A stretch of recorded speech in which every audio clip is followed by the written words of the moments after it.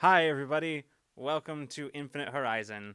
Hopefully all my audio stuff is working like it should. Just double checking. I think my is good. Somebody else say something because I just want to make sure it's Hello. okay. Cool. Just wanted to make sure it was all. I wasn't seeing any movement on any of the monitors, so I was like. Anyway, hi everybody. We're here tonight to play Infinite Horizon.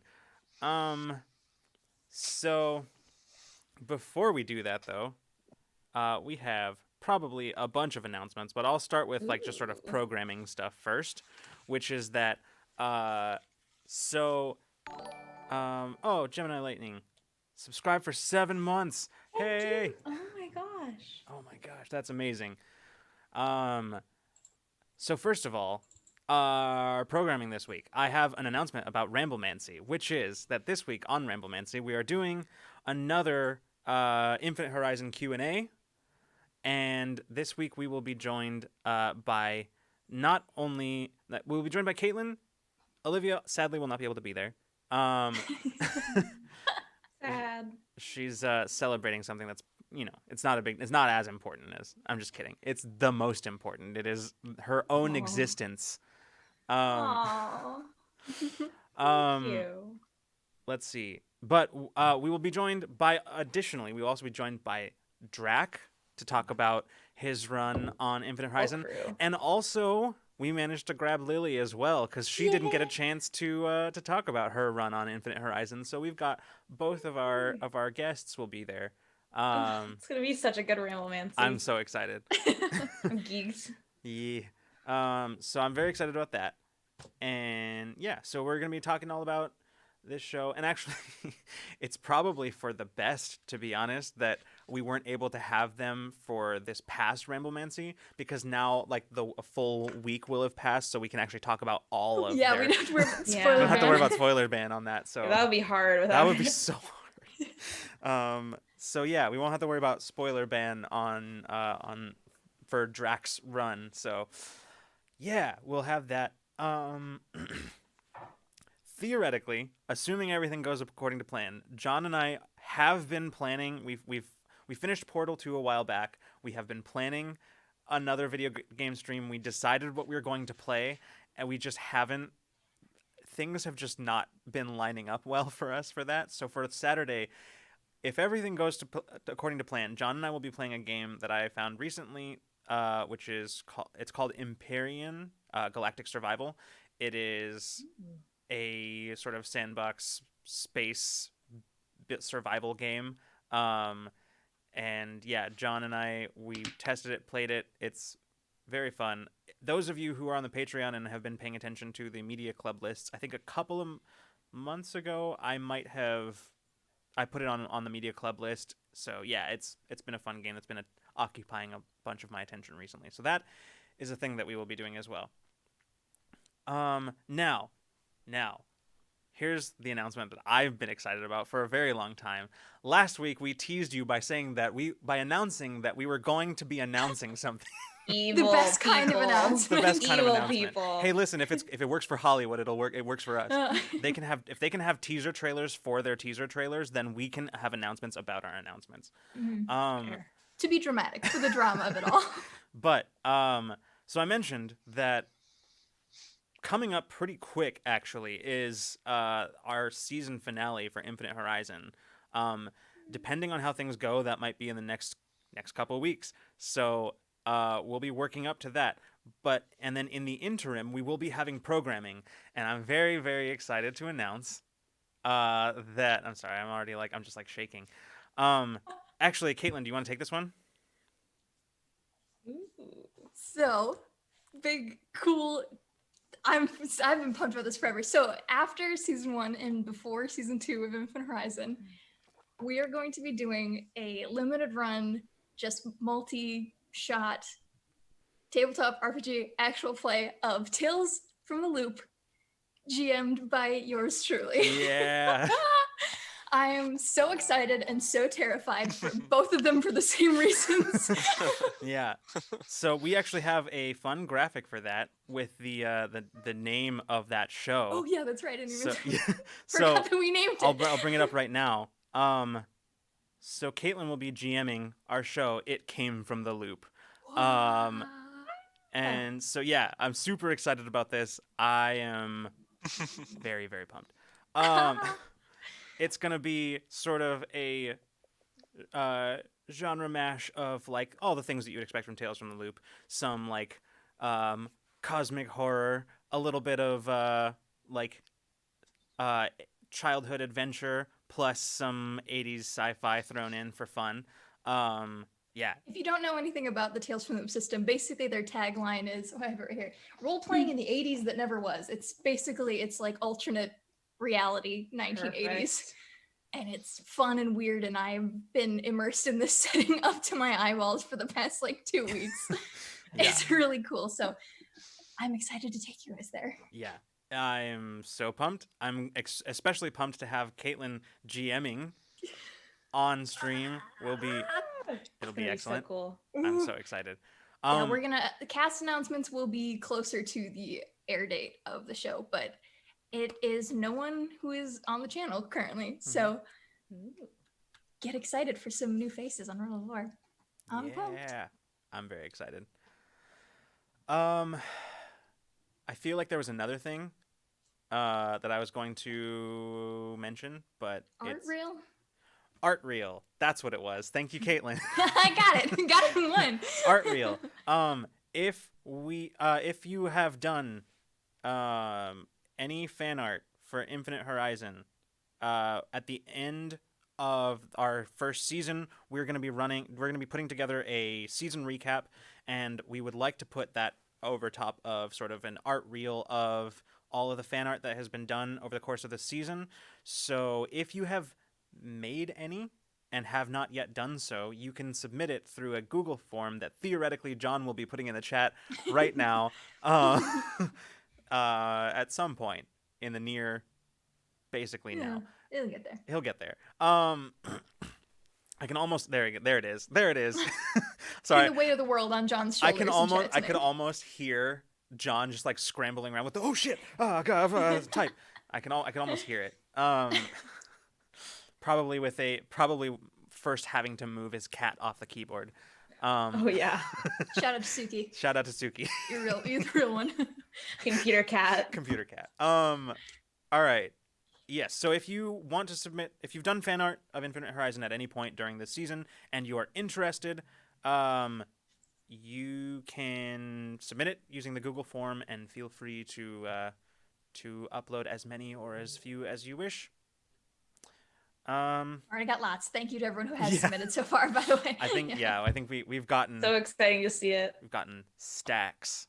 All right. So I think if that is everything, sorry, I'm looking at chat now. First of all, hello everybody, and thank you for thanks for coming. Thanks for hanging out. I think if that's everything, does anybody else have anything they want to talk about, mention? No? All right. No. Cool. Just having a good time, man. Just having a good time. All right. Just out here. All right. Well, then, if that's the case, I think we can go ahead and jump into tonight's episode of Infinite Horizon. So let's do that.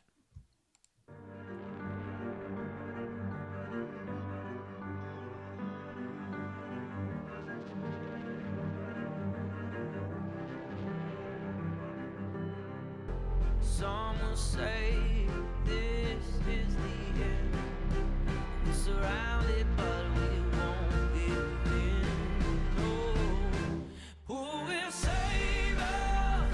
Who will save us? Sometimes you gotta let it go.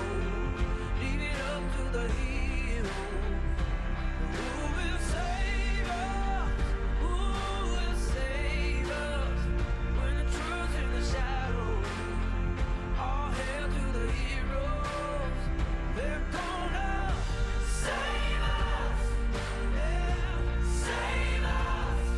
Yeah, save us today. And we're back. Welcome back, everybody. Oh, this looks sick. Cute. All right. Sorry. Olivia just got the promo art for the for Tales for It Came from the Loop. A little delay. It's just a little bit. All right. So, jumping into tonight's episode, previously on Infinite Horizon. So it has been one hell of a run so far for the crew of Awakener. From waking up in the doomed Silverbreak Technologies ship crashing on a distant colony world, to discovering allies who had discovering their own abilities, first of all, engineered into them by this mysterious company, to then discovering allies who were working in secret against the corporations, knowing them for what they are, these evil behemoths who have galactic domination as the entirety of their agenda. To most recently discovering another vessel filled with powered individuals on their way to be conditioned by the corpse for reasons unknown, whether it be for sale as super soldiers or as corporate security or what have you. Either way, that particular endeavor ended successfully, with a pretty significant advantage on their part from one Teon, a time traveler from the future, who returned to tip the scales in their favor against those who would change the future in the favor of the corporations. We miss you, Drake. Drac, we miss I know, you. I'm so lonely without him. I'm just kidding. You guys are great. Okay, all right, okay. Olivia's true feelings come out. Ever. So, during that pretty daring plan to rescue a whole bunch of people who, upon awakening from their own cryogenic slumbers, were just as confused by circumstances as the crew of Awakener were when they first woke. There were some pretty significant revelations last time. In particular, the revelation that the power mimic who had been hounding the crew of Awakener since their early days turned out to be none other than Peach's missing brother. The very same brother that Peach had originally contacted Mason to find. All of that concluded with Olam finding a way of combining his, Teon's, and Sedona's powers to send Teon back to his own time, where, unbeknownst to the crew of Awakener, Teon returned to, presumably, a fixed timeline and his fiancée, one Ada Sprix. And that is pretty much where we left off. Did I miss anything else that was significant? Becker is missing. That's right, yes. Becker, the operative, friend of Zaya, is still MIA after the plan sort of went sideways. Presumably captured by the corpse, but potentially not. As both Zaya and Wyre both said that Becker's gotten himself out of worse situations in the past, so I did write in my notes, I just think this is funny. Entropis jettisons us into space with like 8 question marks. I mean, yeah. Entropis I threw some emotions on that. jettisons In the case crew you into forgot. space? It's more likely than you'd think. Yeah. In case that little tidbit slipped your mind, Yeah, being launched into space. yeah. Mhm. It's okay because that technically never happened. So, In thanks. our timeline. Thanks. We to did Teon. talk afterwards very briefly about, so does that timeline exist now and it's just doomed where Teon left and all of us are dead, now the Awakener is just Alma and Sedona? Who knows? I say it does, and I'm sad about that. Yeah. But the best part about that is that it's not actually your problem. So It's not this timeline. not this timeline. It's not our For a problem in different that timeline timeline. either. Hashtag not my timeline. Not my Not my timeline. Oh God. I saw it coming. Yeah, I know I still couldn't dodge. all right, so coming Man, into we're tonight's- rowdy. God, it's some weird energy tonight, as we say almost every week for the last several months. 25 sessions.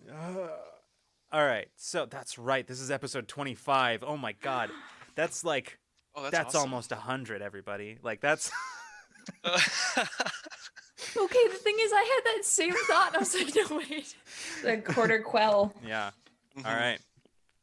Well, given that, I think it's time to get into this episode.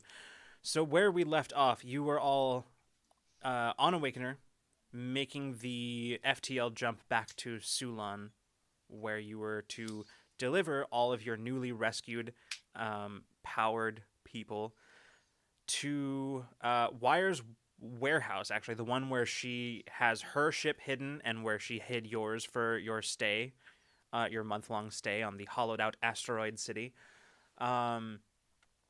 And currently, you are en route. Now, the actual journey, if you recall, I believe it's about 3 days in it through like that. FTL.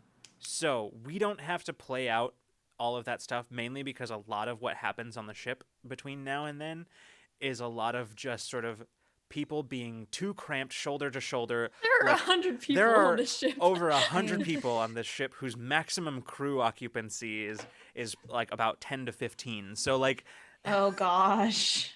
I think at some point Beanie just makes a comment like, I think we've found our cap for strays, and like passing food out or whatever. yeah. Yeah. Yeah, I For the think so. most part, even though quite a few of them have been given room in the sort of barracks-like quarters that were originally the only quarters on Awakener, but the vast majority of them have basically been sleeping and staying in the hold, as it's the only place on the ship big enough for all of them. And even then, it is Cramped. cramped. It is shoulder to shoulder in there. Especially, like, they probably would have a lot more room if it wasn't for the hovercraft. Yeah.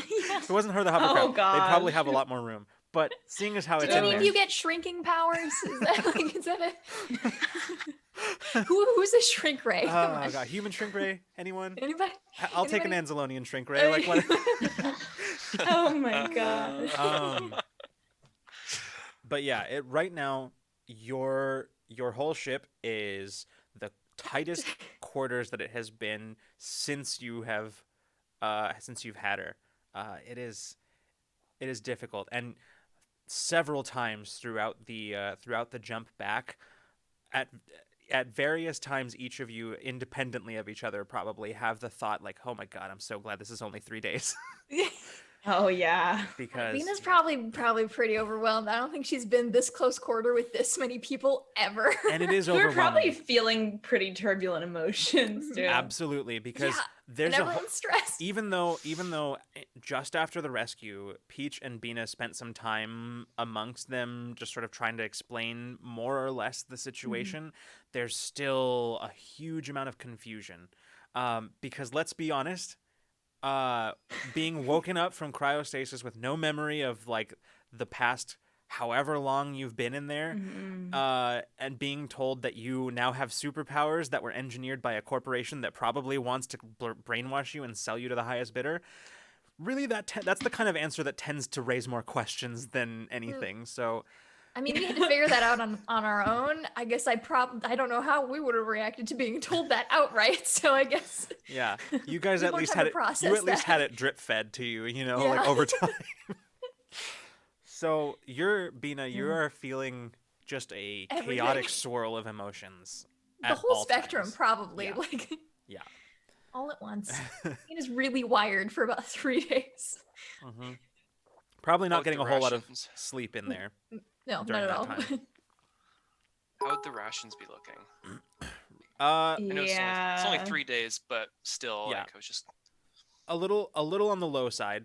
Probably gonna want to do some resupplying soon. Yeah. I Um, imagine Mason goes to get coffee and Actually, the didn't last. you guys resupplied when you were on Oh. Sulon? So I think so. so it's Yeah, but we weren't resupplying for Well, 100 that's- people. Well, that's to what fair. we come have, on. well, what we would have been True. planning on taking 100 people back with us on Oh our yeah, ship. I So guess maybe we would have. that we knew what we were getting Okay. into. So would we have prepped in any way for that particular, or were we just like so low confidence that we're like, I don't know, man. If it was you know It could be either There's a one. chance that I think Peach would have thought of it. yeah. we did a lot of prep. I'd say we did tell a you lot what of work we'll on this we'll ship. compromise here and say that you have enough, but you're like for this still- purpose, but you're gonna yes. need to resupply when you get Stack, back. yes. Like you have Okay. enough for your journey, but For like 3 days. yeah, for 3 days, for 100 people for 3 days, you have enough. But Can you imagine if we had went like we're gonna try to get 100 people on the ship.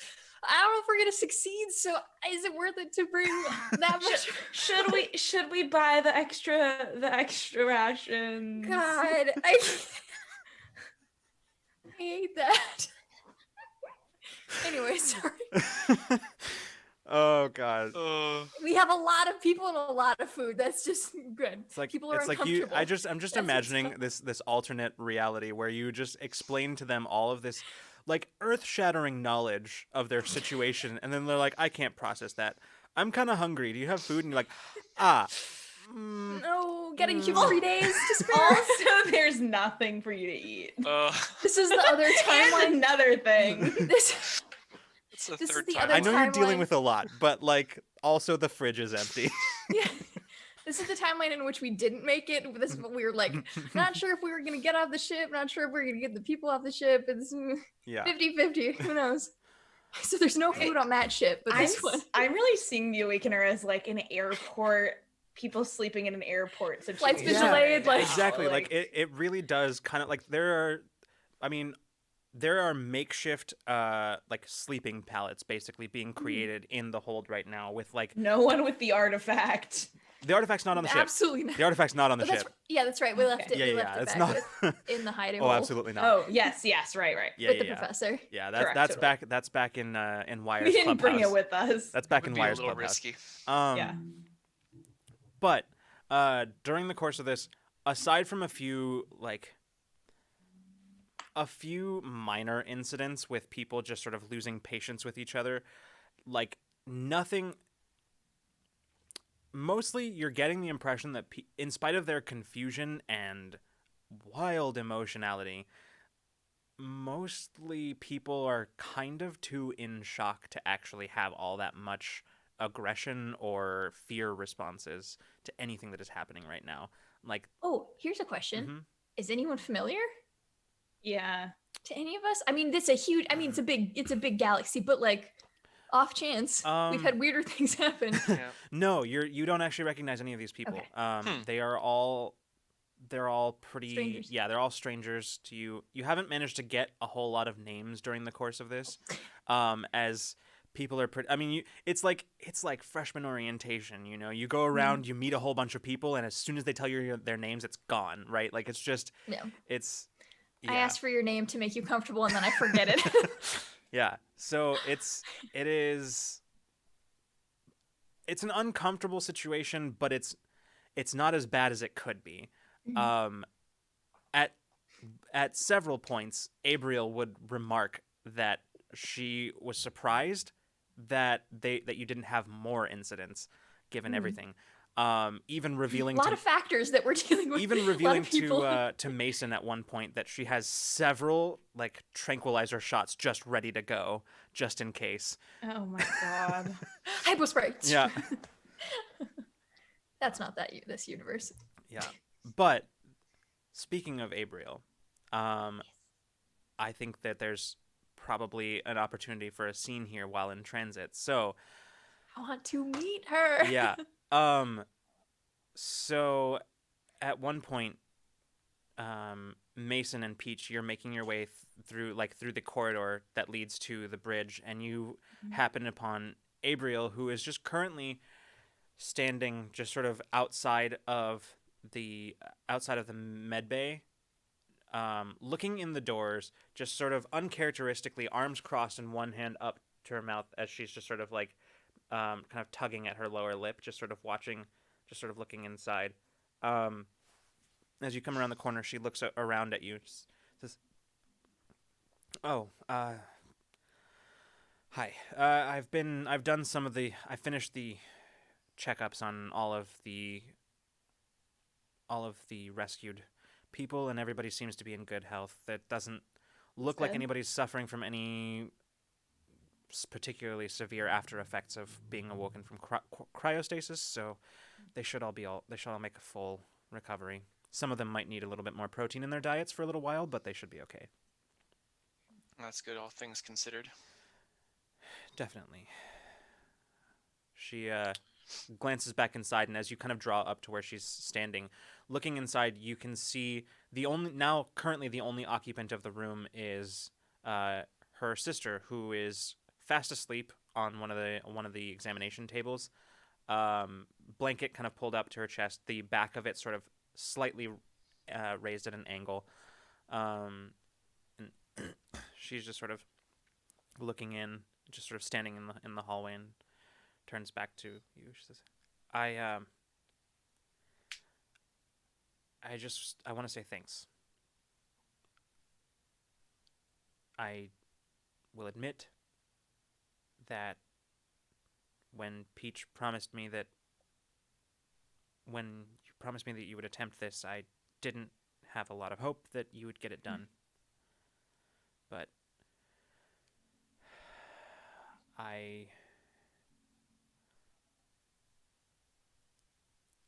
let's just say that I've never been one to shy away from admitting when I was wrong.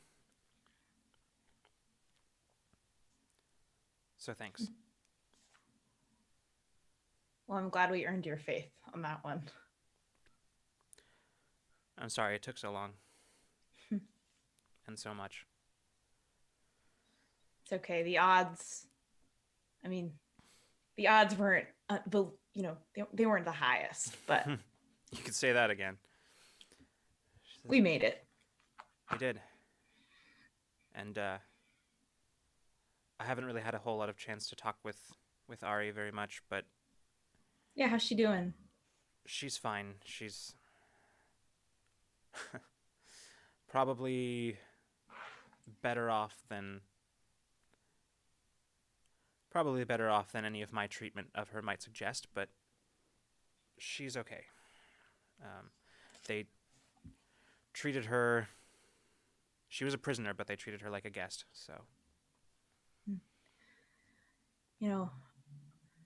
All those people in the pods, they were on their way to get conditioned somewhere. What would that even look like? What do you think they do there? I'm not sure. There's so many different ways that they could attempt such things. In fact, I mean, it could be through use of strong psychotropics or just through hypnosis and conditioning. It's hard to say. Maybe some combination of all of them. Without seeing their process, I couldn't begin to speculate. Yeah. And besides, psychology is not really my field. It's not really the aspect I was best at. Yeah. Yeah, same here. Physical wounds are enough for me.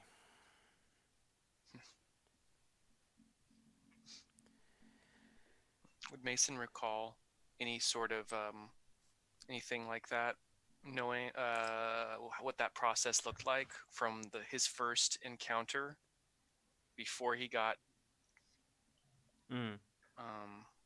put to sleep? I would say that mostly what Mason saw, it looked like either it was because what you saw was essentially a large room filled with these cryopods. Yeah.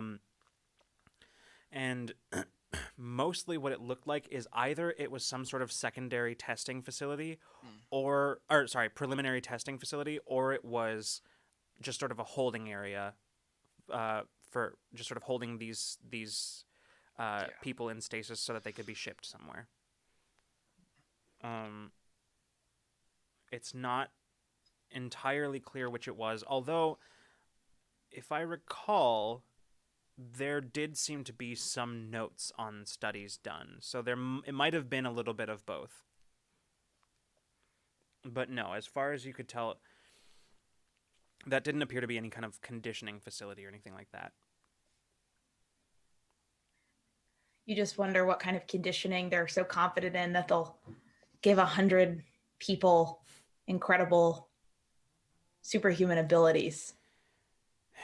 The thought has crossed my mind many times. If we could figure out a way to bust their mind control, that would be helpful. Yeah. If anyone could figure it out, it'd probably be you, Peach. Why do you say that? Oh, the way you put people to sleep and you get in their head. Maybe. Well, either way, if you ever find out anything about the process, if it involves any kind of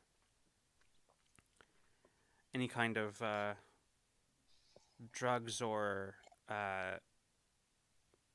anything physiological, I might be able to synthesize something, but I'd have to know exactly what it is they're doing.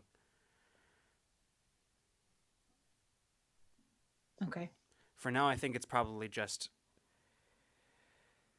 I think we're going to have to be happy for now that we just kept these people from going through it in the first place.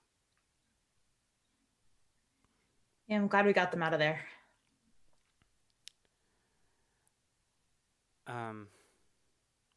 I have a few tests a few more tests I want to run on Ari. So if you need me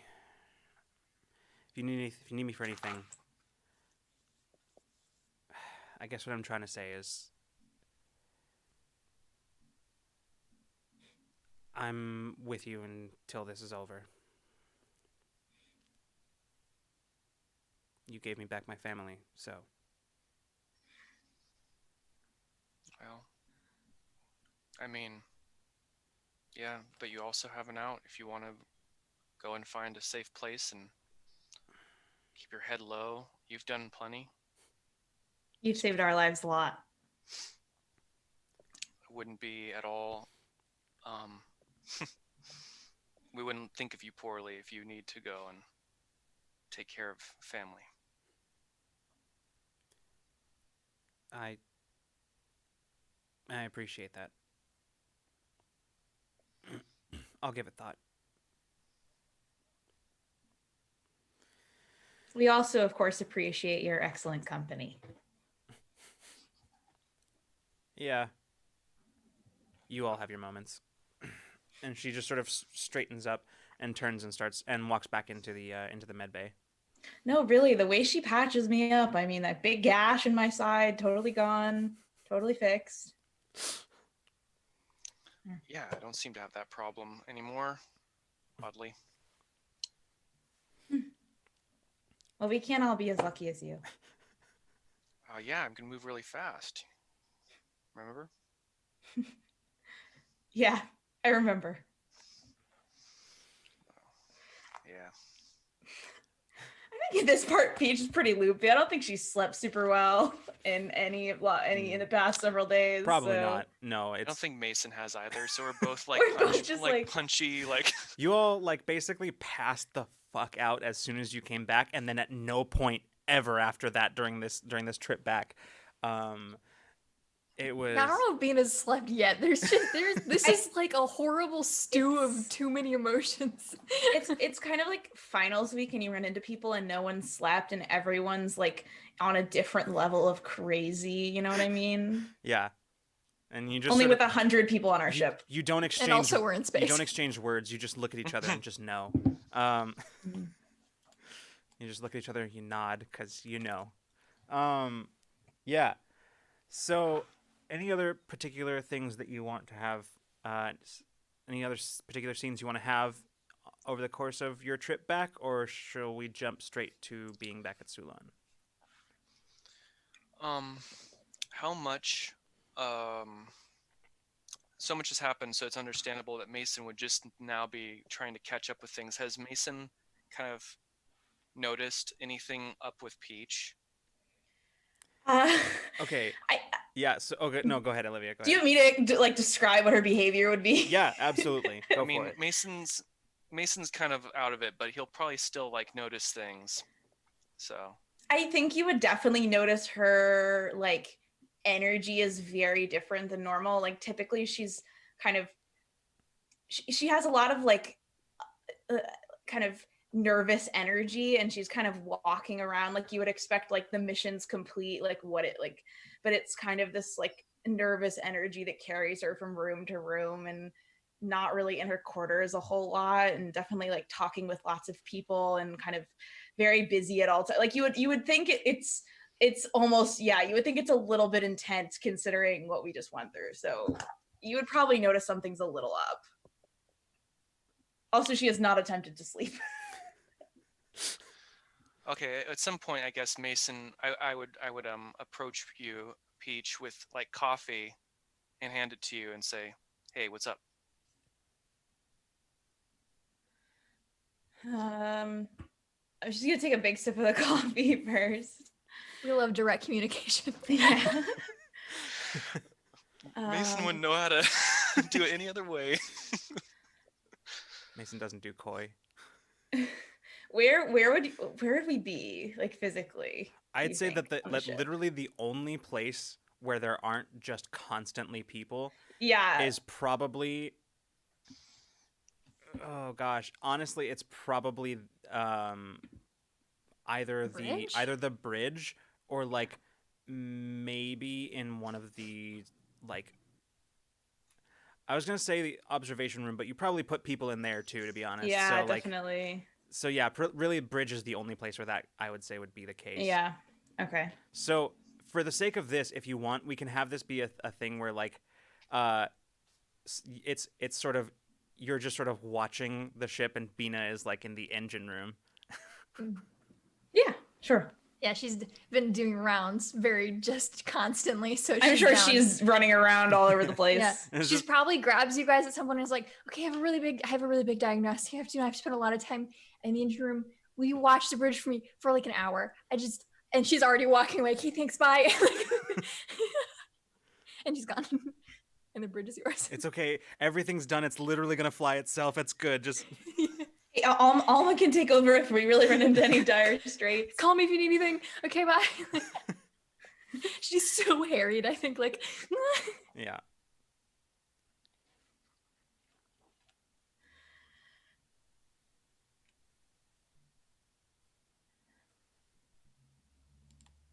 There's kind of a long pause. Mason's just kind of like, sort of leaning, not looking directly at you. Like there's no pressure to Yeah. like start speaking. He's just kind of there, kind of leaning up against the not sure. I guess he'd be leaning up against the entrance to the bridge, Yeah. kind of keeping his ears peeled. I know we just did a really incredible thing for all these people. But that, to me, I think that was the mission that we've done that I was the biggest failure.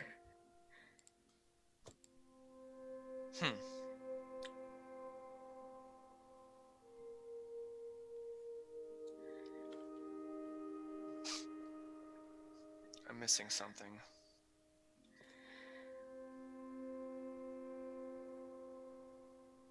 There were the plan that we had it should have been better. It went in the heat of the moment. I think I made the wrong choice. When we were in that big fight. Yeah. It was a big fight. There's a lot going on.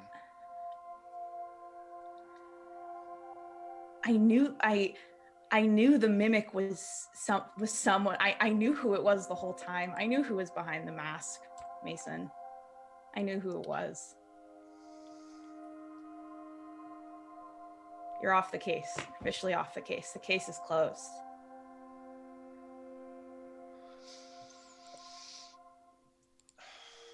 Vix is the mimic.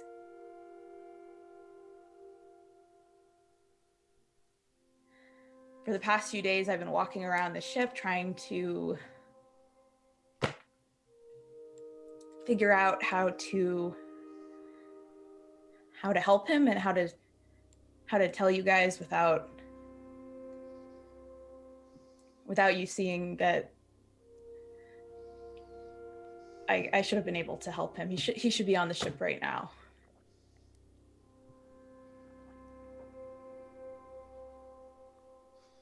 Sorry. I also dropped the ball on that.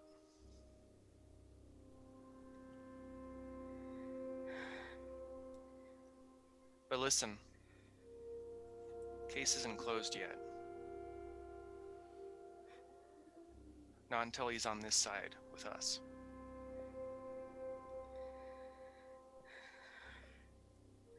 He is so stubborn with this kind of conditioning. I just hope that I can get through to him. How did you know? He got in my head. I mean, I don't fight like that. I de-escalate. I don't swipe. I don't fight someone with a laser sword, you know. He pushed my buttons. Well, you are siblings. But I saw it when we were about to leave. He called out for me.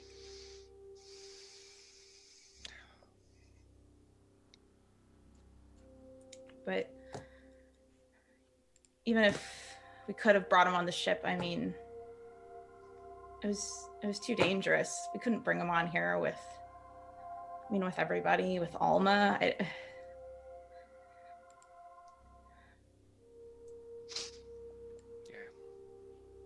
Yeah. But we'll figure out something to do. I just haven't thought of it yet. I think you made the right choice. As hard as it is, nobody else, not a whole lot of people could make the same choice.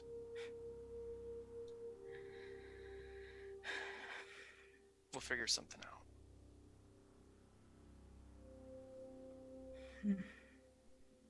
Thanks. It's good I'm to still know. on the case. No charge. Good. The retainer would have cost me quite a bit out of our own coffers, I think.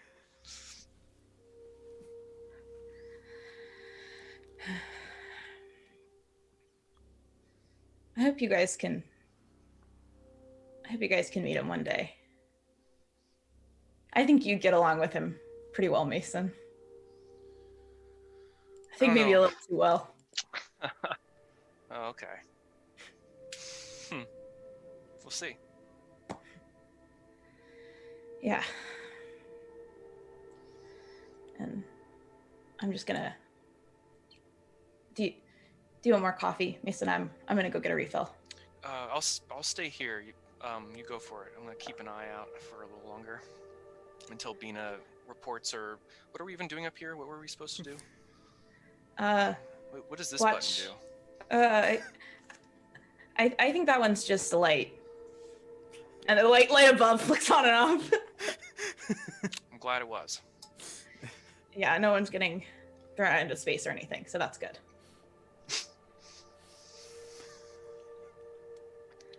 That'd be terrible. Yeah. Well, I'm gonna go. I'm gonna go get a refill. Yeah, sounds good. Thanks for saying what you said earlier. Yeah. Well, we're all in this together. Yeah. And if he can get into my head, then I can get into his. And I've always been better at it than he was, so we'll see. And just gonna kind of watch Peach like quickly like skitter out of the room.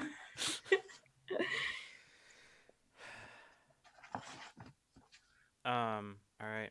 So, Bina down in the engine room, just sort of tinkering, Frazzled. frazzled. Very frazzled. The interesting thing is, usually you're down here. When you're down here, usually Jade comes with you, but right now he is not here. He hasn't actually left his room, as far as you know, the whole time that you've been back. Not to make Bina sound like an asshole, but I don't know if she would have noticed. Yeah. Oh, there's a lot going on right now, both Yeah. like in terms of actual events and in terms of just emotionally things happening around you. Yeah, it's a There are lot- too many people in my space right now. Yeah. It's the only solitude. Yeah, just sort of tinkering away in the engine room. Just sort of I'm sure sitting we've there. given people like, you have free reign of the ship, buddy system. Just ask if you need anything. So I'm sure she's just wherever she goes, there are people. Yeah, definitely. The only solitude. So as you are sort of tinkering around, just sort of listening to the sounds of the ship and the engine, hoping that it will calm you down. All four. Just sort of you just sort of, it actually is helping, just sort of that gentle hum of like of the engines, hearing the muffled roar of the ship's thrusters outside. Being slightly further away from the horde of people. In Yeah, it's helpful. It doesn't completely calm you down, but it's there. You are very suddenly startled by the sound of a voice. Having heard nobody walk in, Yep. having heard nobody walk in, you are startled as you say, Bina? I flip around. Yeah, you Hello. you see Who am I looking at? Alma is standing there, just Oh. sort of in the entrance to the engine room. She says, Hi. "Hi, What's up? nothing. I just She's got like 4 tools. nothing. She's like- I'm just trying to see to our guests, and it's Is everybody good? We're good? everything's everybody all right? fine. A few Okay. minor disagreements, but I think they're mostly due to stress. So everybody's a little bit. Yeah. If they're Yeah. not fully numb, then they're a little on edge. Mm-hmm. Mm-hmm. How Yeah, you're telling me. how are you doing? Hmm. She kind of like waves with all of her tools and all 4 hands. Kind of like that, I guess. Yeah. I haven't slept in 2 days, I don't think. What day is it?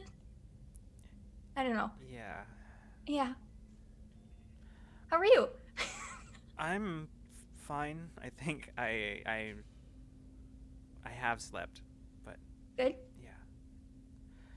I've actually been thinking about, well, before we left, I told Peach that I think that that when we were done with this, that I might be ready to have her help me get my memories back. Anything, even if it's just one thing. Okay. So maybe once we get back and get everyone settled, then maybe Yeah, that's absolutely. kind We can, whatever you need, whoever you want, wherever. We got a lot, well, we have some options. They're all at your disposal. of, yeah. You ready for that? Excited? I'm not really sure. I'm only asking because I can't. There's too many.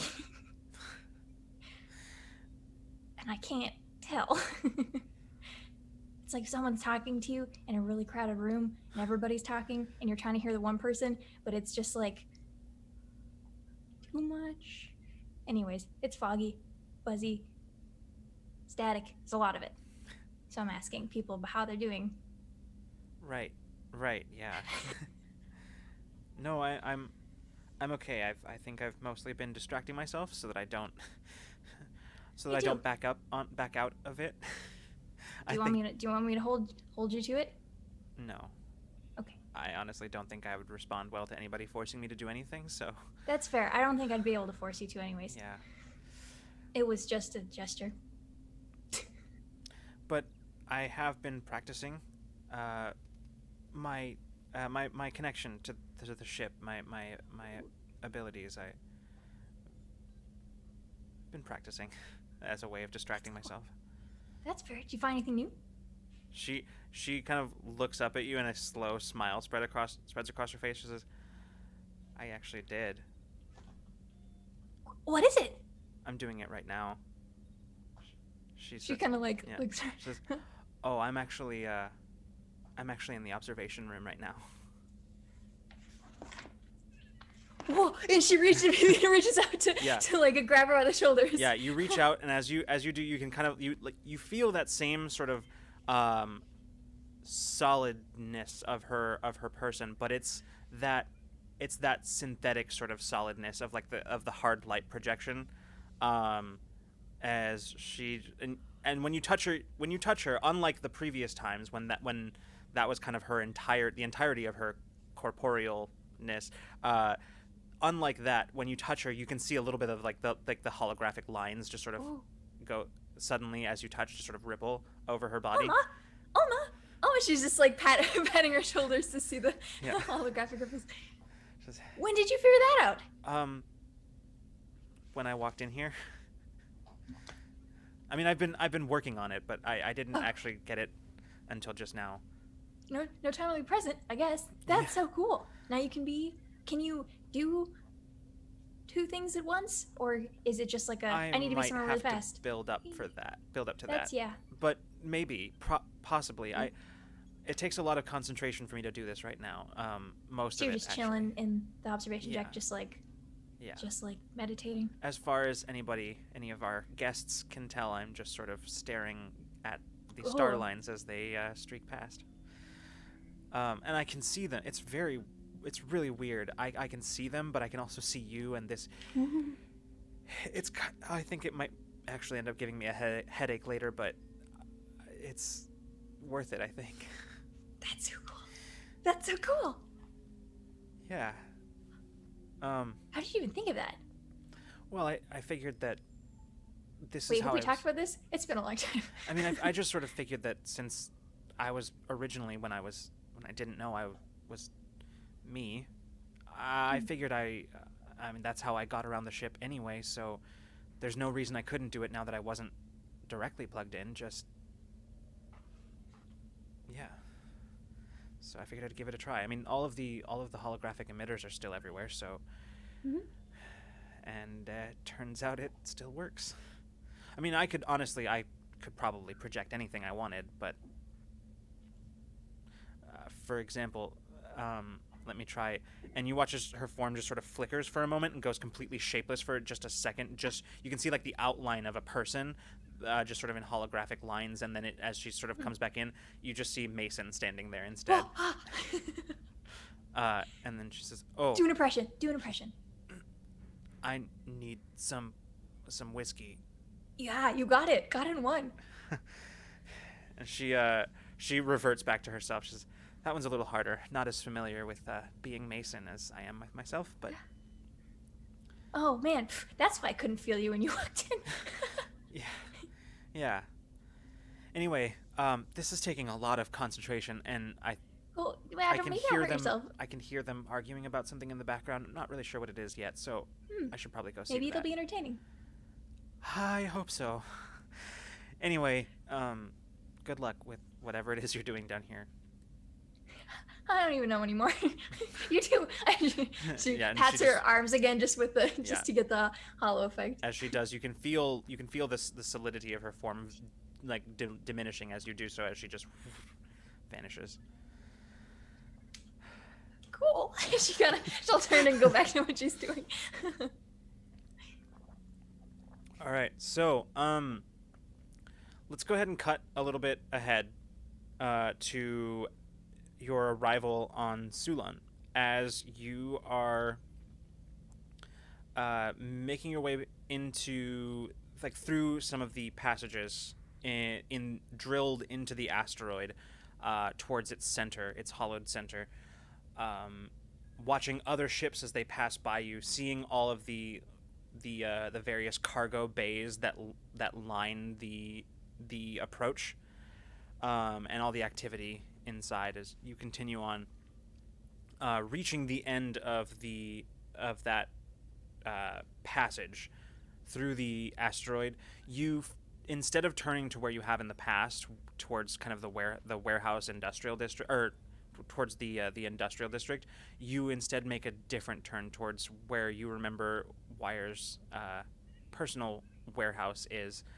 And as you begin making your way in that direction, you watch as Bina, Alma, sitting in the co-pilot seat, looks down at the computers and just says, "Oh, I guess we've already got landing clearance." Well, good for us. Can I look at it? Where is it from? Yeah, it is from an unknown source, but it is legitimate. But it is Yeah, let's go. It is a specialized landing permit for Sulon to land. It's essentially the permit that anybody who has like permanent residence with like their own like landing pad. It's the special permit that they have to land somewhere other than like the docks, essentially.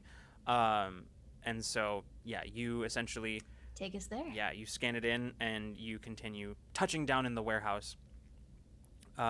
Basically just the enormous like roof section of it sliding away, as you have seen it do in the past, and you landing in the center of it, with just enough room in this warehouse for Awakener and Wyre's own vessel. As the ceiling slides closed up ahead, you begin running the shutdown protocols on Awakener. And as Alma, as soon as you hear the hum of engines just sort of power down, you hear Alma next to you just release a breath. She says, I think both of them at the same Yeah. time kind of. she shakes her head and says, "I honestly didn't realize how tense I was until we landed." I think I will continue being tense until I take a nap. Yeah.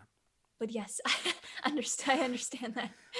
She looks out through the forward viewport and says, "Huh, Wyre's been busy." She points. You can see like a corner of the warehouse that is usually dedicated to just sort of stacks of cargo containers has been entirely cleared away and actually looks like a fairly decent living area that has just sort of been made in the corner of this warehouse, like the one free corner of this warehouse now, with both. It's pretty tight in here with both ships, but yeah, it looks nice enough, and like it will be solid temporary housing for your new guests. Alma says, "Do you mind if I stay in here at least until they're all gone? It would be nice to have just a few minutes, even if it's Yeah. just as soon as possible." Yeah. No worries. It's not You quite are the good. same. It's not quite the same as what you've been feeling, but I am attuned to all of the ship's sensors, and it's Been rowdy. a little bit. Yeah. Yeah.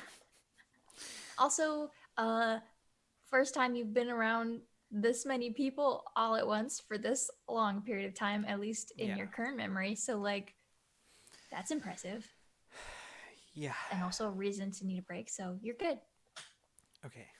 Not a competition. No need to make an excuse. You're good. All right. And with that being as you stand up, you meet the others on the way to the hold. Mason, while you are on approach to Sulon, you are currently standing in the hold, watching everybody kind of gather up their things and sort of. It's kind of funny to watch because these people are under no obligation to like put things away or tidy up the area that they've been in, but for whatever reason, like you saw somebody start doing it and then they all kind of followed along, starting to just sort of Aw. fold up the blankets that they've been sleeping on and setting them aside, and it sort of just seems like they're looking for anything to occupy their time. Some of them they feel the need to be useful, and some of them they just don't know what else to do. But as you feel that sort of shudder run through the ship as you touch down, you begin hearing the winding down of the engines as they sort of.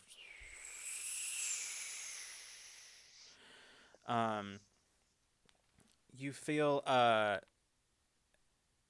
actually as you look around at the room, you make eye contact with one of your rescued guests, and you recognize her. Actually, she looks over at you, makes eye contact, smiles, and waves, and it takes you a second to place why she seems so familiar, because you've been in sort of in and out throughout all of this, interacting with as few people as possible, but and then it sort of clicks into place that she was one of the first that you talked to when you were releasing them from stasis. She was the one who accidentally caused one of the pods to shatter. She's an Anzalonian woman, probably a little younger than Peach.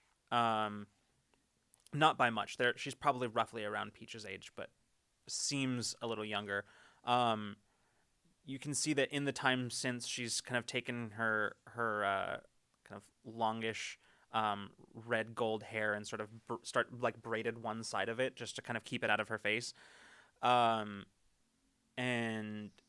as she notices you making eye contact, she starts walking over and she says, "Hi, sorry, I didn't want to bother you at any time during all of this. I mean, plus this has all been kind of a lot to take in, but I just wanted to say thanks for getting us all out of there. I'll admit I don't really understand a lot of what we've been told in the last few days, but it doesn't really seem like we were headed anywhere good." No, not at all. And we're all kind of still catching up as well. So it'll take time. Luckily, there are people with a lot more information who are on our side. Good, I think. I don't really... Never signed up to be on any sides, but it sort of doesn't seem like we have a choice now. Yep, no, I didn't sign up either. The crew here didn't sign up. I was actually looking for the cause of some of this stuff. I wasn't really sure that this was what was happening, but I was looking for missing people. And that's how I got into one of those pods you so expertly shattered. I wouldn't call it expert, but... Yeah, you'll get there. Yeah, I mean, I was a glass blower. I mean, I was attending a workshop as far as I knew, and then I don't know, the first night I woke up, I was somewhere else, and there were a bunch of people talking about things I didn't understand, and that's the next thing I remember. I was seeing your friend, and she kind of gestures over to where you see Olam, who is currently messing with the controls to the airlock, or to the airlock door to get it open so that you can actually start letting people off. Are we with Mason at this point, or is it just Mason and... I mean, you're probably in the hold. Okay. Yeah. Just sort of... But I'm not a part of this conversation. You could probably walk over at some point as you see Mason. No, I was just wondering. I mean, I sort of just imagine that Peach in particular is sort of in the process of organizing everybody into like, all right, we're gonna be getting off, and we're like, yeah. Yeah, definitely. Mm-hmm.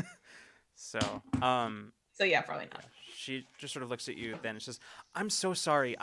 My name is Silar. I'm we haven't really had a whole lot of time to exchange names and yeah, Mason, Mason. Um okay, I have to ask. I know it's on a lot of people's minds, but I heard somebody say something about some kind of underground or something. I didn't really understand, but we're not we're not expected to fight or anything, are we? I mean, like, the way I see it is you were, probably, but we freed you. We're getting you to a safer place, and from there, you make your own choice. I'm not going to make you fight. We're our crew here. We're not going to make you fight. We're just trying to get you a neutral location so you can go um, wherever, away from all of it. Is my suggestion to you. Try a few systems somewhere else. I don't. yeah. Yeah. Okay. And that's good. I know. I just heard people talking, and some people, it sounds like they're ready, and I don't know. Some. Yeah. Some will. There's no pressure. I mean, there's plenty of ways that you can use the abilities you've been given, not just for war. you as you say that, you see just sort of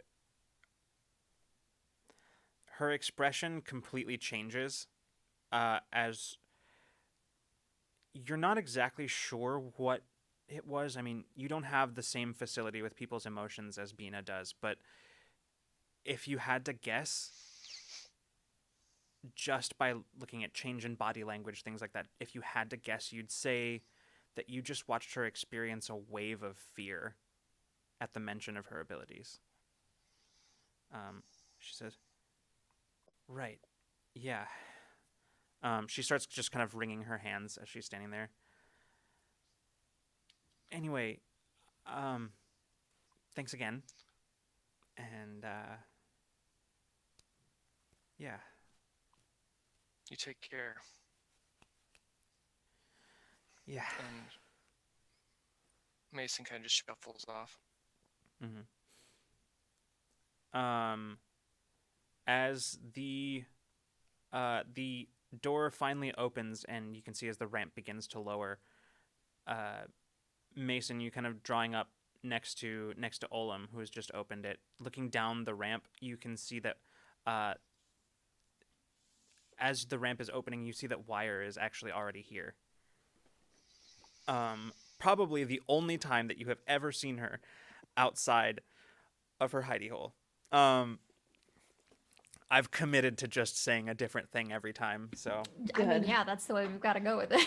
so So far it this can't be pinned down. yeah, so far this episode I've gotten Clubhouse and hidey hole, so um she is standing sort of at the base of the ramp, waiting as it lowers. Uh, she has one arm sort of behind her, sort of tucked behind her, and her mechanical arm is up, holding a what appears to be just sort of a data pad as she's just sort of looking it over. She glances up, nods to both of you as the ramp comes down, and she sort of tucks it away into sort of like a holster that she has for it on her belt. And she looks up at Awakener and steps up the ramp, and as she enters, she walks up to you, Mason, and she walks up to you and Olam. Just looks inside and says, "Oh, first time I've actually seen the place in person." Oh, really? I'd give you the grand tour, but I've been on this thing for 3 days. I've been cramped. I'm going to stretch my legs a little bit. Yeah, probably a good call. She looks I around. won't be far. Yeah, she looks past you as you walk out towards the room at large. And Peach, at this point, you would notice that she's there. Yeah. And she and Olam exchanging a few words, kind of at the top of the boarding ramp. Um, Zaya comes up behind you and kind of claps a hand on your shoulder, Peach. She says, "Well, princess, looks like the vacation's over." Yeah. She says, "I didn't get a chance to say so, but you handled yourself well back there." Maybe now that we're back, you could show me a few moves. I think there's some things that I could definitely, That's you know, right. maybe That's right. maybe learn a few things. I do seem to recall promising to kick your ass, so yeah. Yeah, I look forward to it. And she just like elbows you in the ribs and just moves off towards the boarding ramp. Hey, oh, Wyre, can I talk to you for a second? She Olam, I don't mean to. Yeah, You she guys looks are having over. a riveting conversation. Olin says, "Oh, no, that's fine." And he turns and back to Wire and says, "I'll start getting him settled, I guess." She says, "Yeah, just take him over. Everything's set up for them. Tell them to make themselves comfortable. I'll come over and talk to them when I'm ready." He nods, and she takes a few steps over towards where you are. She says, "Good work, really. I know I said it already, but it's good to have a win that's actually a win." Yeah, we got a lot of people out of there, and what's your? I'm sure you have a million ideas about what you want these people to do here, but what's your plan for all of these? I mean, people that we have. Well, the ones who want to go, I'll offer them the same offer I made to the colonists that you brought here, which is I'll offer to send them whatever loved ones they have out there. I'll offer to send them underground, just off the grid entirely, totally new identities. Anybody who doesn't want to go or wants something else, I have some thoughts, but I'd rather talk to everybody at the same time about that. Okay. I was thinking about maybe if I were able to reaching out to some resources that might be persuaded to be on our side. Well, if there's one thing that's for sure, especially after this, we're gonna need people on our side. And I'm not just talking like them. I mean, we need people who have skills. We need people who have connections, resources. So I'm open to whatever you've got. I have a few things in the works already, but again, like I said, I'd rather have that conversation with everyone. Don't you worry about having 100, say a fourth of these people decide to stay with us and 3/4 of them go off and kind of scatter in our different locations. They could all have abilities that we don't know about. They could just be out in the wind. I mean, chances are they do. The thing is, there's not really a lot we can do about that. And I'm not going to force anybody to do anything. Oh, no, that's not what I was suggesting.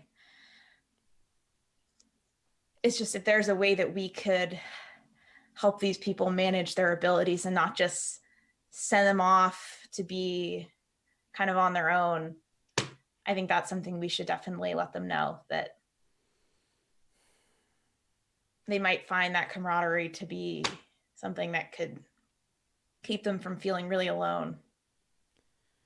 Certainly has, I think, done that for us. You watch her expression shifts, and like Wyre is not a particularly expressive person. She is very good at clamping down on any sort of outward What is expressions she? of emotion. Yeah. But in this particular instance, you kind of catch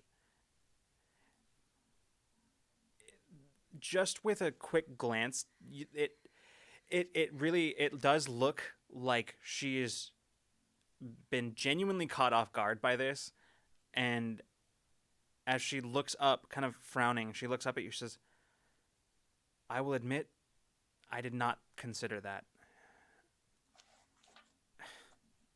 She just shakes her head and says, "I'm not exactly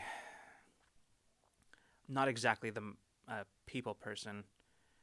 So, data and logistics, that's where I live. I'm not really somebody who, well, I imagine that there are probably plenty of people who would say that I'm not always the person who takes people's feelings into account first." As she says that, by the way, you notice that her eyes sort of linger on Zaya's back as she is talking. Zaya, who is currently like laughing and joking with Olim. Oh, you see, like the little telltale, like Peach will remember this. Like, She says, "It's a good thought." and I mean, that's why you have people with different strengths. That data is very, very helpful to us. Yeah. I'll keep that in mind and maybe include it in my pitch. And why are not to say that, you know, this wasn't a win and this wasn't a mission well done, but if you're looking for the next project, if the biggest thing that we faced on that ship was a powered person under the control of Silverbreak. I mean, that was what almost foiled us. That, and I don't even want to say his name. It's lame. Yeah, it's really stupid. I don't know why. Yeah. Yeah. So I'm just saying, if you can look into any kind of conditioning, any kind of way that they do their re-education for people, I think that if we can draw the mimic to us,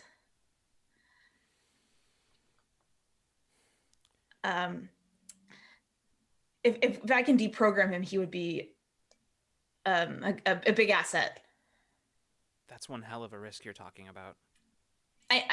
It's a long game. It's not something that I think we could do right now, but where it's important. Okay. I'll see what I can do. The information that Taeon gave us was, I mean, I've turned up a lot while you've been gone. A lot of things that I wouldn't have even known to look for before, and it's not going to take them down by any means, but I have more, I think, than the corpse would want me to have, so. That's what we like to hear. Yeah. I'll see Great. what I can do. Maybe there's something hidden in the data. Ideally, Thanks. we'd be able to find their re-education facilities, but I'm not sure. Oh. No, go ahead. For our previous conversation, allies in high places, do you think there's any way I could make an untraceable visit or phone call to Anzelon Prime? That, yeah, you are just full of risky ideas today. I could try to set up something. if you, my personal, I can always call ahead my own way. my personal preference is that you don't. But but I think I know you well enough to know that that's not going to stop you if you've decided you're going to do it. So I can try to set up some kind of encrypted connection. If you absolutely must physically go, I can do my best to make sure that you stay undetected as long as possible, but I highly recommend against that.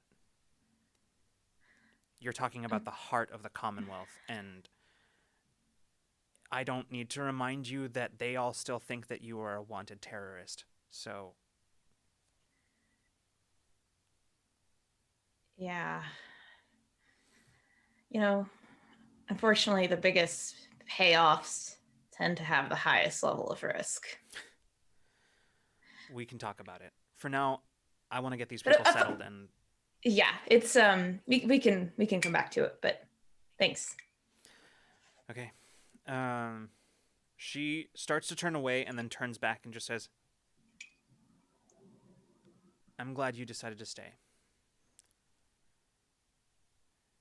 I gave you the option when we first met to walk away, and I'm glad you didn't take it. I know it wasn't much of a choice, but I'm still glad you made it.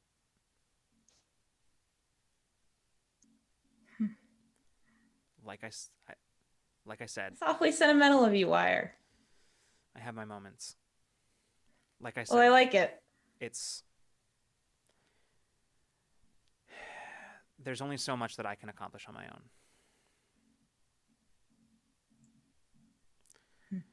Anyway, I'll talk to you all later. I'm gonna get these people settled, and then we can either meet here on the ship, but it sort of seems like all of you have a case of cabin fever, so maybe we'll make our way back to my den, and we can talk there. Yeah, and if you need help explaining things to people or organizing them, just call for me. Will do. All right. And then she turns and walks down the ramp without looking at either Olam or Zaya as she passes. Just like, I'm glad I met you too, Wyre. Even if I gave you a hard time at first. She does not turn back. She's just walking away. All right. So, at this point, I think we should probably take our break now.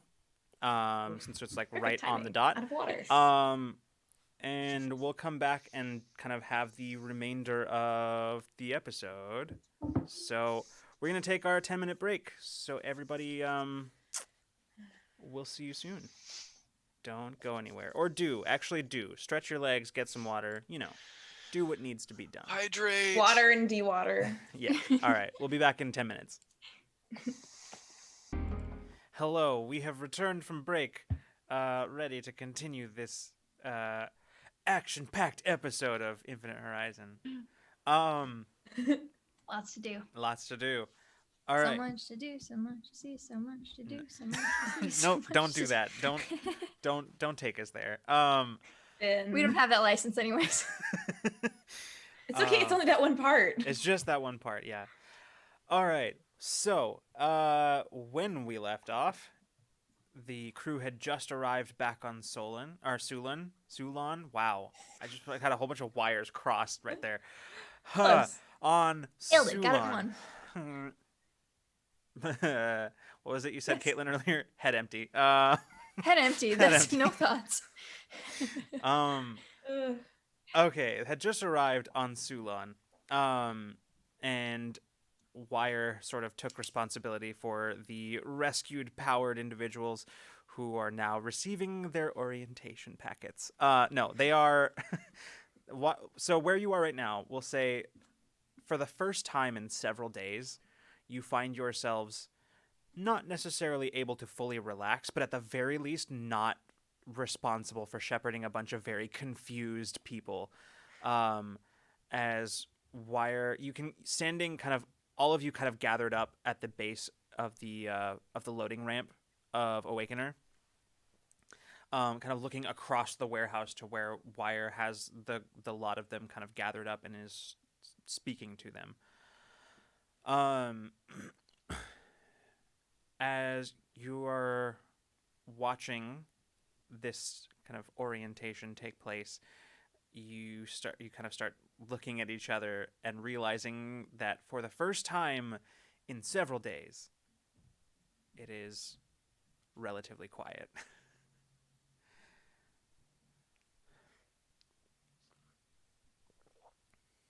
So, what would you like to do? Where are we currently? Sorry. Right now, you're still Location? you're in the warehouse, but right now you're just kind of gathered at the base of the ramp to Awakener. And everyone has moved away from us Yeah. fully. Like, Yeah, we kind of have our own space again. Yeah, currently it's the three of you, Olam, and Patch standing at the base of the ramp. Zaya has moved on over and is assisting Wyre with, these are the emotions I'm used to. Bina does like a big like, and on the exhale just drops down into cross-legged on the floor and just kind of like. Oh yeah. Feel like my ears are gonna be ringing for a long time. They did leave it so nice and clean. Yeah. Yeah. Well, was very interesting. One started and then they kind of all followed suit. It was very interesting. They must have just been restless. But it was very nice. Yeah. Patch Okay. just speaks up at this Fluffing point. up the decorative pillow. You hear Patch say, "I will be grateful to see them gone. They were not a problem. I simply did not wish to continue staying out of sight." No, it was a little crowded. Agreed. Yeah, where has Patch been all week? Patch has primarily been in either the med bay or occasionally you've found them in the engine room, Bina, and they just sort of stand there and offer like just some commentary every once in a while as you're working. But yeah, primarily that's kind of where Patch has been. They're there Like to listen to Bina's nervous rambling. Yeah. Like very has- accommodatingly.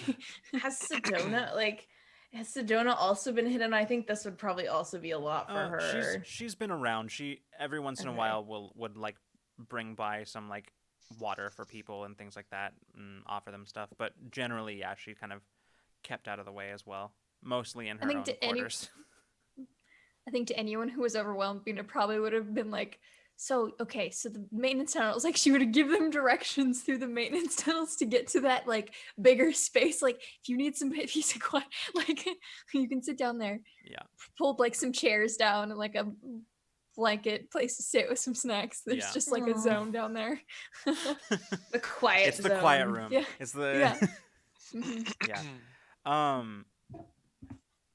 Yeah, so at the moment, all of you are sort of standing there, and Olam just speaks up and says, "So should we stay here, or should we go back to Wyre's place?"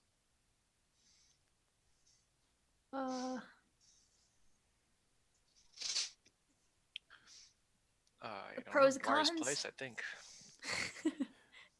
I mean, we can come back here after we get a good night's sleep. Maybe. We won't be far if any of these people need us. I mean, I guess there's also the apartment that we were staying in. I think we still have that. So Yeah. That's true. Very long nap sounds very nice. I could We could- sleep. Could order takeout. Yeah. I want those purple noodles again. Me too. Yeah. Absolutely. That I- makes the decision for us. Those purple noodles. I think we need to get dessert too. I mean, we saved 100 people. That deserves dessert. Dessert, I definitely. think. I think we'll probably start walking Yeah. then, Mhm. and just Alright. kind of like there's that Orzai place. I wonder if there's like an Orzai dessert. It's like really like fluffy. It's like a foam thing, and as they walk out of the room, Oh, and I think I've had that once. No dessert for me. I'm just gonna have 2 bowls of purple noodles. There you go. Extra broth. Yeah. We'll send a message to Alma to let her know what we're doing, because I know she's hanging out on the ship for Yeah. a while. Yeah. She just says, she sends back a message. Bring me some of that foamy Orzai dessert. Can do. Um. All right. Yeah. You make your way out that way, and are you just getting food, or are you getting food and going back to the apartment? I figured we were going to the apartment and then Yeah. ordering delivery or something. Yeah, that's what I figured. Fair enough. All right. So, in that case, you make it back to your apartment and are eventually you are joined by the rest. Actually, Alma comes with Abriel and actually Abriel's sister. As you make your way in the door, and they make their way in the door and kind of smiling, Abriel says, "Everyone, this is my sister, Liaralai," and she just says, "You can call me Ari." Nice to meet you. Write down the nickname. Don't forget. Yeah, we've heard a lot about you, so. Oh, well, it's, I assume, mixed. And she smiles, and Abriel just rolls her eyes. And she says, "Really, though, it is good to meet all of you. Noodles? She's, oh, God, I haven't eaten in a very long time. Nothing, I mean, I've eaten, just nothing. It's mostly rations, travel rations, the kinds of things that you get on board ships like the one we were on. But We got plenty of food for everybody. it would be, Street food just hits different, man. Here you go. And she's going to give pass her some food. she kind of very tentatively pokes at the noodles and then just sort of tastes it and then just starts Yeah, going ham. Yeah. Wolfing it down. uh-huh. And as they settle themselves in, Alma closes the door behind her and she turns to you, Bina, and she says, "I tried to get Jade and Sedona to come, but Jade he didn't answer his door. He just told me that he was gonna stay, and Sedona, I don't know. I think she might be experiencing secondhand emotionality over Jade. So I think she wanted to stay and look after him. I'm not really sure. Yeah, come to think of it, I haven't seen him in a few days. Oh, maybe we should go check on him after we bring him some dinner. Might be a good idea. Maybe. Yeah. I Okay. think that's an excellent idea. Yeah, we don't know what we don't know what happened to him when we weren't there. A lot. In the meantime, she'll open some more boxes and Yeah. invite everybody to sit down. You all sit and begin kind of laying out the spread of food that had been delivered to the apartment and just sort of chatting. Over the course of all this, you start getting to know Ari a little bit. Yeah, I was gonna say I would pepper her with questions. Yeah. Like... What you get from her is that she was a journalist, Oh. but she dabbled in all kinds of things. She like from like archaeology to she's even actually been she's been an actress for a while. She's done a lot of stuff. I mean, she's what, like over 100 years? Yeah, she's probably. So she's had the time. Yeah, she's younger than Abriel by a fair bit, but she's still probably in her like 3rd century or so. So like, and so, yeah, from what you gather, Abriel, of the two of them, you're starting to get a picture of the family dynamic. That Abriel was definitely the one who was like on a career track. Mm-hmm.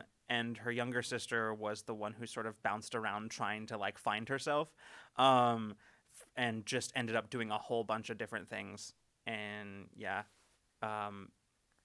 she's personality-wise, she is someone she comes across to all of you as just very like amicable and easy to like, very kind of gregarious and happy to have a conversation with anybody.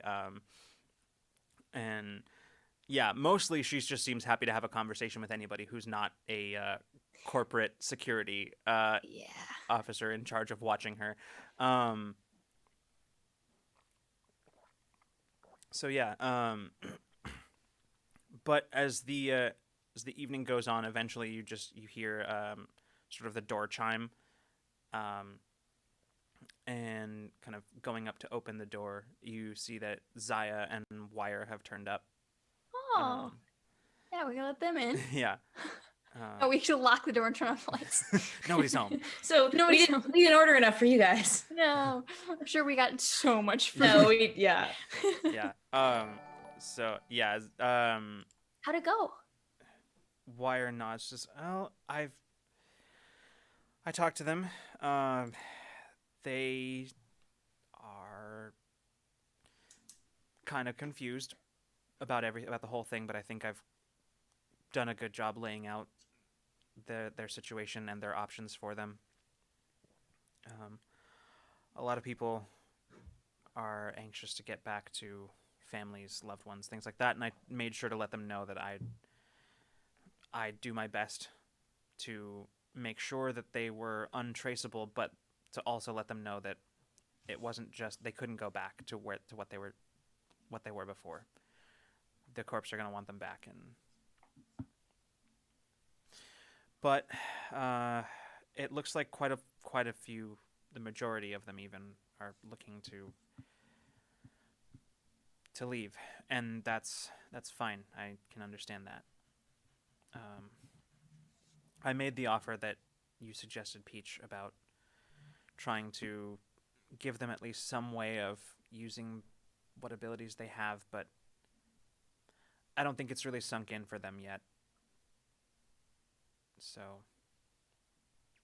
I'm not sure that that was exactly a selling point for them, but I made the offer, and it seemed to convince a couple people. So Yeah, maybe at least having them able to contact each other, kind of in a support group capacity, if nothing else. yeah, I'll try to see if I can rig up something safe to do that with, but most of these people are going to end up having to disappear, take on entirely new lives, and have no contact with any aspect of their previous life. It's not going to be easy, but as far as I could tell, most of them understood that, so, and were willing to accept it. How long that lasts is another story, but Well, we'll just have to give them some way to find us if they do change their mind. yeah. And if... yeah. Anyway, she kind of glances around the room, and kind of noting who is present, and then she says,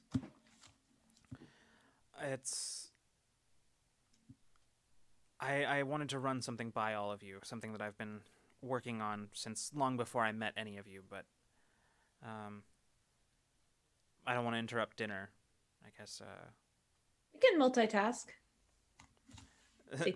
Zaya, who has already settled herself in and is already like stuffing her face, just looks over and says, "Yeah, come on, sit down, relax.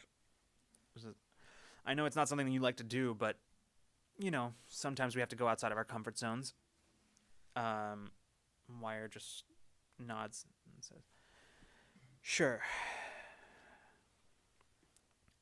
She settles herself down, kind of pulls over a plate and just starts serving herself on it.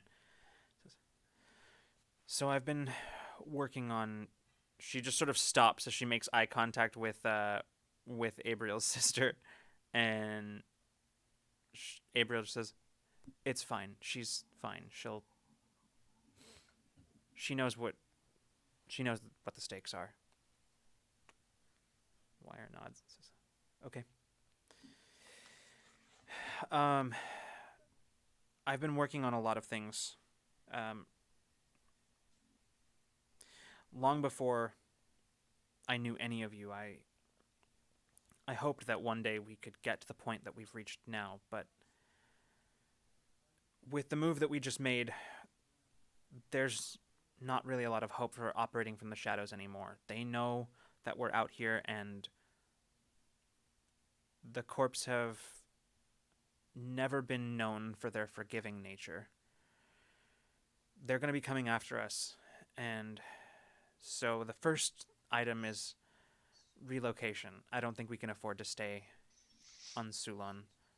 Not for long, anyway. I've already started packing up my my cove, so we essentials mostly. I'm going to be leaving behind quite a bit of stuff, but I have been working on something, on a place to relocate to should we ever reach the point where we are now. And seeing as how we have, I think it's probably time that I let you in on one of my more closely guarded pieces of information. And that is that I've never been one to put all my hopes in one place. And so while I was hopeful that all of you helping me would get us the results we needed, I decided I've been hedging my bets for a long time. Our particular cell of this is just one of many. There are other people out there who are doing little things here and there, mostly just waiting. Nobody taking the kind of direct action that I've been taking, but little things here and there, gathering information, setting up relay points. None of them aware of each other. But now I think it's probably time for that to stop. I'm thinking that with the point that we've reached now, it's time to start taking more direct action. And I think it was weird to hear Taeyeon talking about the resistance because it's what I've been building up for a long time, and to hear that it happens. Anyway,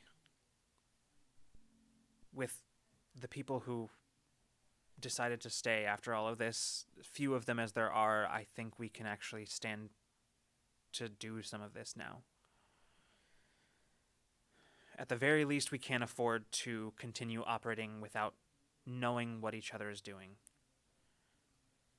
It's not safe for us on our own anymore. An entire network.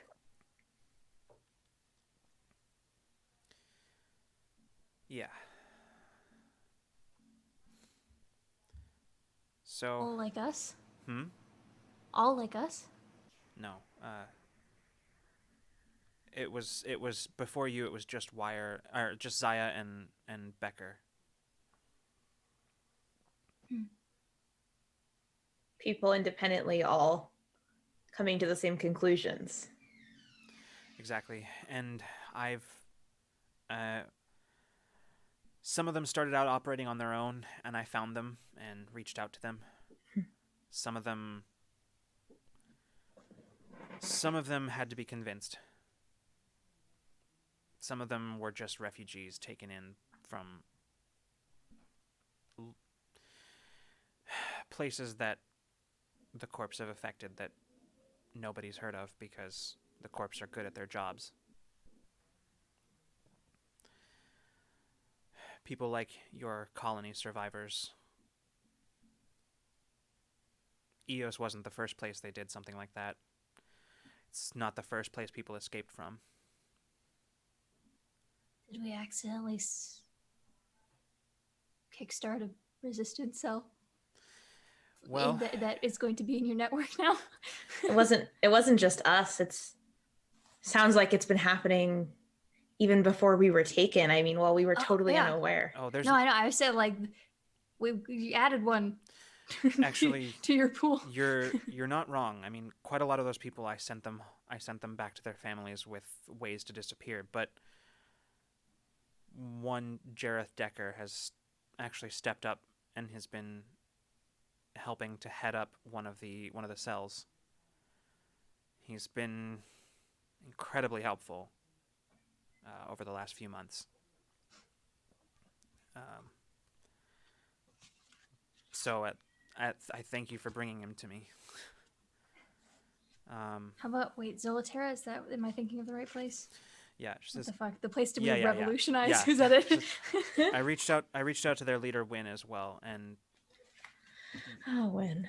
they got back to me and said that as soon as they're able to finish what they started, they're willing to join us, and they've got the resources to back it now. Thanks to all of you. And given the corporate ties that their glorious leader have, I think it's only a matter of time before they seeing things our way. So if we're no longer operating in the shadows, that means that we need to get the message out. Yeah, and I've been thinking about that. I don't have any ideas just yet, but I think it is important that we start letting people know that we're here and that the corps are, well, that they've gone too far.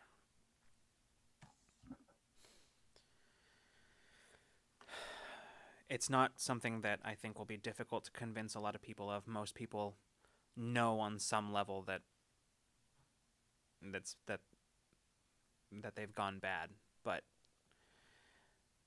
it's just a matter of making sure that not just the people have the information, but making sure that they have it in a way that makes them believe it, makes them want to act, makes them something that rallies them. I'm not sure what that'll be yet, but I've been working to find something, anything. We'll see. To that end, I've been working on, like I said, relocating, and I think we should do that as soon as possible. In fact, I don't even think we should wait to get our newly rescued folks settled. I think once we move away from here, then we can start sending them where they need to go. But for now, I think the focus should be on relocation. Not only are we outgrowing this place, but it's becoming insecure now. What do you need us to do for that? For the move? Not too much. I built everything that I had so that I could leave in a moment's notice if necessary, but mostly just be ready. And be ready to move. Wyre, with your amazing foresight, your excellent planning, have you found a new rad base for us to go to? I think I found a place. It's a bit out of the way, but that's actually going to serve our purposes. You're probably going to want to pack some coats. What kind of coats? Winter coats? Thickest ones spring? you've got. Oh, okay. Cold. Okay.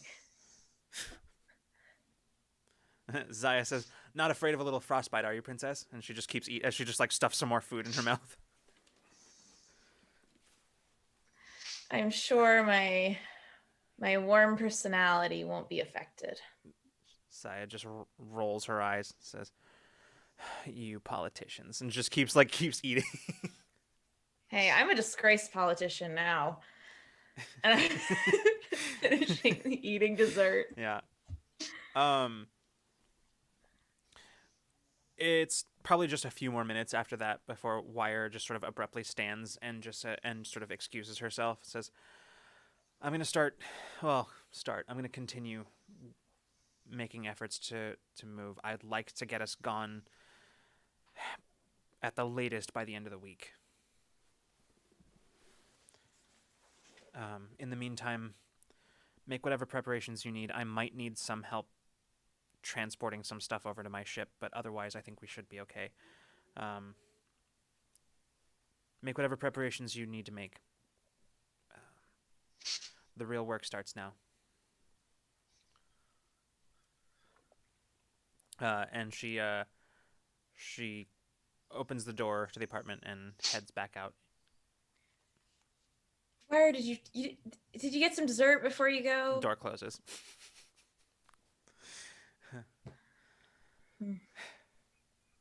She really doesn't rest. Zaya looks over at you. She says, "Don't even get me started." Okay.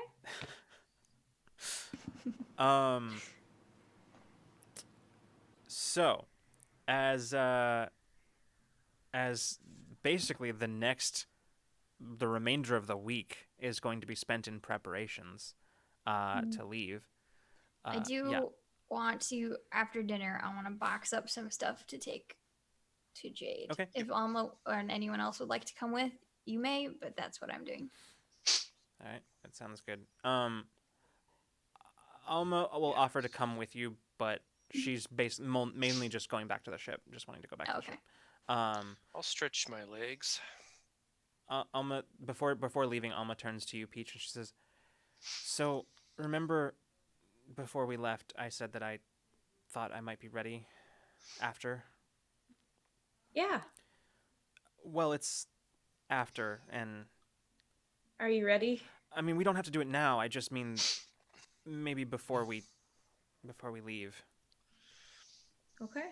Just, I mean, whenever. I mean, whenever you're free. I mean, if you have." Alma, I'm always here. I can literally go nowhere else. That's a good point. I'm sorry. I'm No, it's probably a little scary. I get it. Yeah. I'll try to. I don't know. I've never done this kind of thing before exactly, but I'll try to make it as and I'm not expecting pleasant as possible. I'm not expecting much. guess. I mean, even anything. I will be happy with anything. Yeah. To what do you think tomorrow? Maybe after everybody gets some sleep, hopefully. Yeah, I think some sleep would be a good idea. Yeah. She kind of glances over. Says, "See if you can maybe convince Bina, and maybe convince Bina." I'll see what I can do. I think if you went over and asked her nicely, she might agree. You'd be surprised. I tried nicely for maybe the first month or two, and it didn't really take. So. Well, I can always go by force. Just give me the word, and I'm not going to join them with Okay. Jade because I think that might be a lot. Okay. So the rest of you make your way back. I'd say you'd probably also be joined by Patch. I think Patch, who although they have been perfectly fine off the ship, seem infinitely more comfortable on board when you are in port. But yeah, you make your way back, boxes of food in hand, and approach the warehouse. Stepping inside, you can see where all of the rescued individuals have settled in. Most of them are asleep, but you can see one or two of them who are sitting up, kind of heads together, talking. You can kind of hear the low murmured voices, even from this distance, as you board Awakener. If any of them look our way, Bina will just like wave. Mm-hmm. Yeah. But you make your way back on the ship, and walking towards in the direction of Jade's quarters. Patch takes their leave from you and kind of goes and back towards the observation room, and Alma makes her way directly up towards the to the bridge, as Bina, you and Mason walk over to Jade's room. When you are there, you can see signs that Sedona has left food, like a plate of food outside the door. Appears entirely untouched and is very cold. But you don't see any signs of her Many other hour. than that. How many hours cold? A couple. Yes, Mason's going to investigate the food. Yeah, it's How ice cold. it's been a couple hours at least. Yeah, Bina's gonna just do like a little. You don't hear an immediate response from inside. Hello? You just hear silence, but after like a minute or so, the door slides open, and you can see Jade is standing there. He looks rested, but he also seems not his usual sort of upbeat self. His hair is a little bit mussed up, just unkempt, as he just sort of stands there in the doorway and says, "Hi." Hi. I brought you noodles. Oh, And thanks. And he takes them and just holds them. Says, I haven't seen you in a few days. "Yeah, You doing okay? I just didn't really want to be in the way or around around strangers. There are a lot of them. Yeah. I mean, normally I'd be happy to do that, but I don't know. It just seemed There were a lot of them. yeah. Mason kind of just gathers up the cold platters. He's gonna declutter Yeah. and kind of just politely remove himself. Oh. Jade just looks at you. Gives you a look. Gives Bina like an understanding look, like I know you got this. Like better Hopefully than she I hasn't do. slept in 3 days. Let's see. Yeah. Jade. I think her feelers are a little fried, but I think she's gonna kind of want to see how is he feeling? Yeah. So as Mason walks away, Jade just sort of looks at you and just says, "Thanks for the noodles." And he starts to like turn to go back into the room. You seem a little down, maybe, and I'm wanting to see if I can help, maybe. He kind of stops, kind of half turned away from you. He says, Also, "Yeah. I don't know. It's just, when they came, I mean, Becker, he was trying to protect me, and now he's not here. And he's probably fine, because he's told me a lot of stories about being, well, in intelligence, but what if he's not fine? And then maybe can I come in? he shrugs and just sort of he doesn't say anything else. He just turns back and continues walking in. Doesn't close the door though. He just keeps walking in. I'll come in. Mhm. And does he take a seat anywhere? He just sits on the bed. Okay. You can Is see. there like a chair or anything in here? There actually is a chair. You have to remove some stuff from it because there's like a lot of like little like there's parts basically that he's just sort of been like tinkering with and like. I'll just sit next to him on the bed then. Yeah. I don't want to move his Yeah. stuff.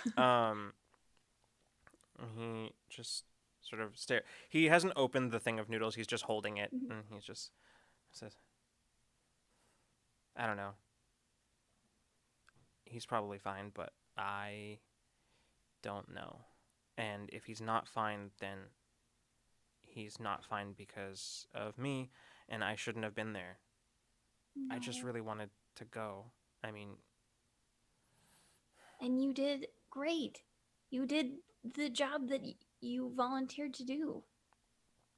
This is, I mean, this is new for everybody, obviously. I'm not an intelligent agent. I'm a mechanic, and now I can do weird stuff. But Becker knew what he was getting into when he met us, when he joined intelligence, when he agreed to come with us on the mission, and when he volunteered for that job. And right now, all we can do is hope that he's okay. he might have known. There's nothing we can do in this very specific moment for him, so. He might have known what he was doing, but I didn't, and that's the reason he's not here. Maybe so. You don't know, though. Maybe it would have gone way worse if you hadn't been there. Yeah, maybe. I'm okay. I'll be okay. Okay, clearly not, but I'll go, because I don't think you want to talk to me about this right now. And if you don't want to, ever, that's fine. But if you ever do, I'm around. And she's going to kind of reach over and open the box of noodles and like unwrap the fork and kind of toss it in, or like stick it in there, and be like, I'll go. I'll give you your space, but can you promise me you'll eat?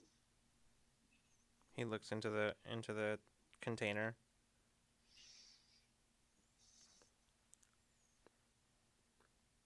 Cool. All right. I'm gonna go sleep for probably 18 or more hours. Okay. But you're allowed to wake me up whenever. Okay. And she's gonna kind of two-armed, kind of side hug him just a little bit. Yeah. And You can feel pat him on as the shoulder you and- do that, you can feel he like tenses as you do that. not like even a full, just kind of like Yeah. an arm in the head, and then Yeah. You can feel him tense up as you do that. But being as aware this is something she cannot fix. This is a guilt that she cannot do anything about. Yeah. She can just be here for him. yeah, you feel that from him. You definitely can feel that. It's very subdued. Sorry, what specifically? The guilt. You can feel that. The guilt, that okay. from him. Yeah, it's pretty subdued. Like it's there, but it's kind of cloudy. Probably just because he's tired. He's just in his feelings a little bit, I think. Yeah. Yeah. And honestly, also, like I said, I think Bina's a little bit fried. Her feelers are fried, so she's probably just still a little buzzing from it. Literally, it almost feels like there's an actual like tickling, buzzing sensation in your brain, as you are there, and just like you just kind of shake your head and step out of his room with the door closing behind you. She says to no one. That's about how I expected that to go. And she's gonna kind of just like, I think she just kind of like turns in a circle and makes the decision to just go to her quarters here because she doesn't want to walk back to all the way back to the apartment and fully ragdolls into bed. I just imagine the like and sleeps for as long as necessary to sleep that off, that experience. All right. Those 3 days. Mason is gonna stretch his legs back once again. He's gonna walk back to the apartment. All right. Or the flat or whatever. Something that I just wanted to, I kind of had wanted to do it a little bit earlier, but as we were talking with Ari and she, especially while we were all there and we were hearing kind of plans be talked about, and after as we're kind of talking and chilling, I'm a little nervous about brainwashing, so I kind of want to read her surface thoughts Okay. and kind of see, especially if we're talking about any kind of plans or silver break or anything. I mean, it is a little Sure. odd that she was in a room by herself. So you're talking about like retroactively as far as like during the time. It can be after, like it can be while they're gone, Sure. and like while I'm just like talking with Abriel and them Okay. about like different things. But I just kind of want to kind of see, especially if when we're mentioning kind of like what happened on the ship or kind of our next steps or where we're going to be relocated or anything. Like I want to kind of see what her surface thoughts are. I want to kind of like get a gauge. Sure. So initially what you're the read that you get from her is more impressions than actual like formed thoughts, but and most of them seem to be like uh just full on like kind of nervous thoughts, right? Like the kind that are like like particularly at the mention of like a resistance and like all this stuff, just like kind of little spikes in her kind of anxious thoughts. And you can see, you actually are even getting like small images, like just brief images, kind of very similar to what you've come to experience with some like kind of probing people's dreams, of like her picturing like worst case scenarios of this. You can see her like picturing and then very quickly not picturing horrible things happening to her sister. You every once in a while, like as in particular as Wyre is talking about, a new location, facility, whatever, you just catch very like snippets of thought such as I wonder if they have a good lab there. Be interesting to see what tests I might be able to run on Abriel's samples. And like basically like just sort of yeah, just a lot of it, kind of the surface thoughts, is mostly just her kind of meandering as she's listening to what's happening. Okay. Mostly just her trying to like take a lot of it in, as she doesn't have context for a lot of it. So like Yeah. um, Okay. yeah, Nothing like out of the ordinary. no, nothing that strikes you as particularly abnormal. Okay. At one point, after everybody's kind of left, and it's really at this point it's just sort of you, Olam, and Abriel and Ari in the house, in the apartment. At one point, as you're kind of doing this sort of focusing, she glances over. You kind of come back to yourself and realize that she's also watching you. As she says, Oh. "Hi, yeah, did you go somewhere?" I think I was starting to drift off. It makes sense. All of you have been doing a lot of work trying to find all of us and free us, and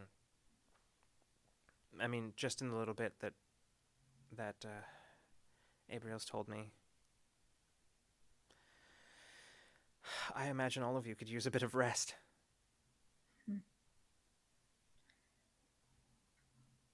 Yeah, I mean, you probably can too. I mean, I am, this is probably a little bit more comfortable. well, I'm actually ashamed to admit that as much as I was a prisoner, I was treated like a guest, and so it never stopped feeling like a cage, though. I knew what it was. Do you have any ideas what you're planning to do with your newfound freedom? Well, before all of this, I had left my job at the Gazette where I worked, and so I am effectively a free agent, as it were. So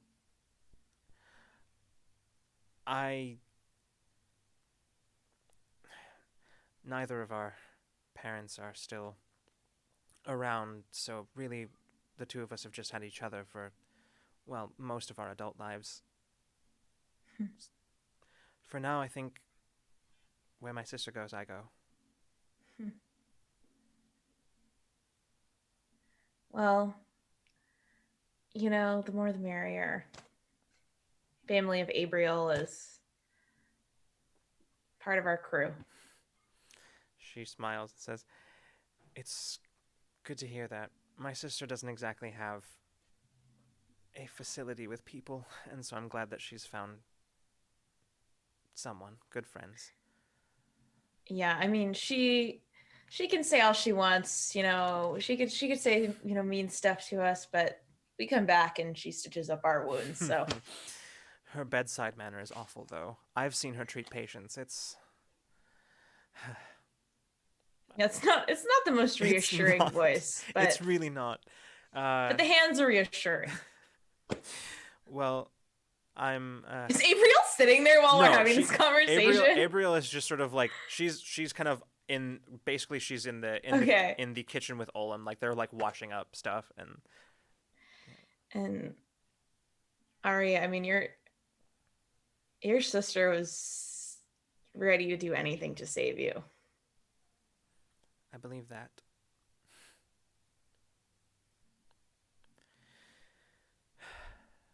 I can hardly disappoint her now. Besides, even though I don't fully understand a lot of what has been explained to me recently, I'm no fan of the corporations, and I know that I've seen firsthand how they exploit people. Like I said, I was a journalist, and I was often on the front lines of many of the protests against them, as well as boots on the ground journalism in some of their outer colonies. And regardless of any of their more nefarious actions, their standard practices alone are enough to make me want to help. Good. I think we could definitely use someone who can craft a really good message and also who can really piss off the corporations. Well, what are journalists? Nothing like a journalist. What are journalists if not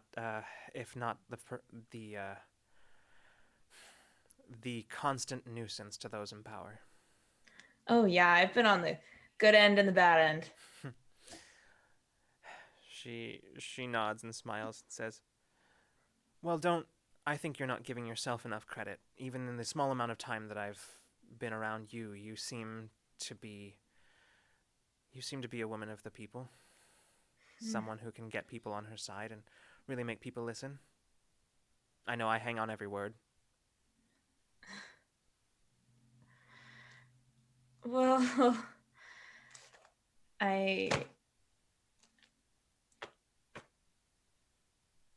I'm glad you see it that way. I try to always remember that the people are what we're here for, and it's not always easy. It's good thing Zaya's here to keep my ego in check. It's good to hear. I unfortunately didn't have the pleasure of covering as many politicians who are as progressively minded as you seem to be, but yeah, somebody wasn't always the most popular, but the right thing rarely is.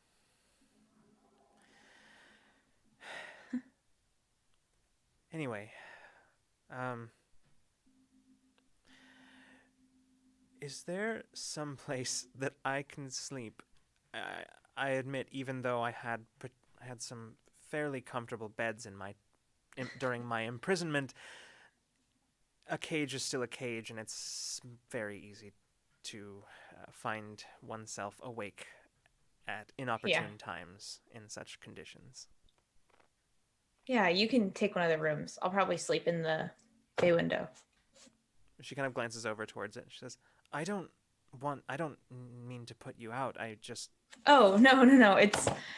It's my favorite place to sleep out here. You can see the whole city. She smiles and glances over at the window and says, Well, I'll take you up on that offer. All right. Sleep well. I expect to. And she stands up and just says, "Thank you again. I know you were trying to help my sister, but I am extremely grateful for that, and as well as my rescue." Well, it's nice to have one more revolutionary fighter. Huh. We Kind of a stupid way to put it, but we almost have a movement here.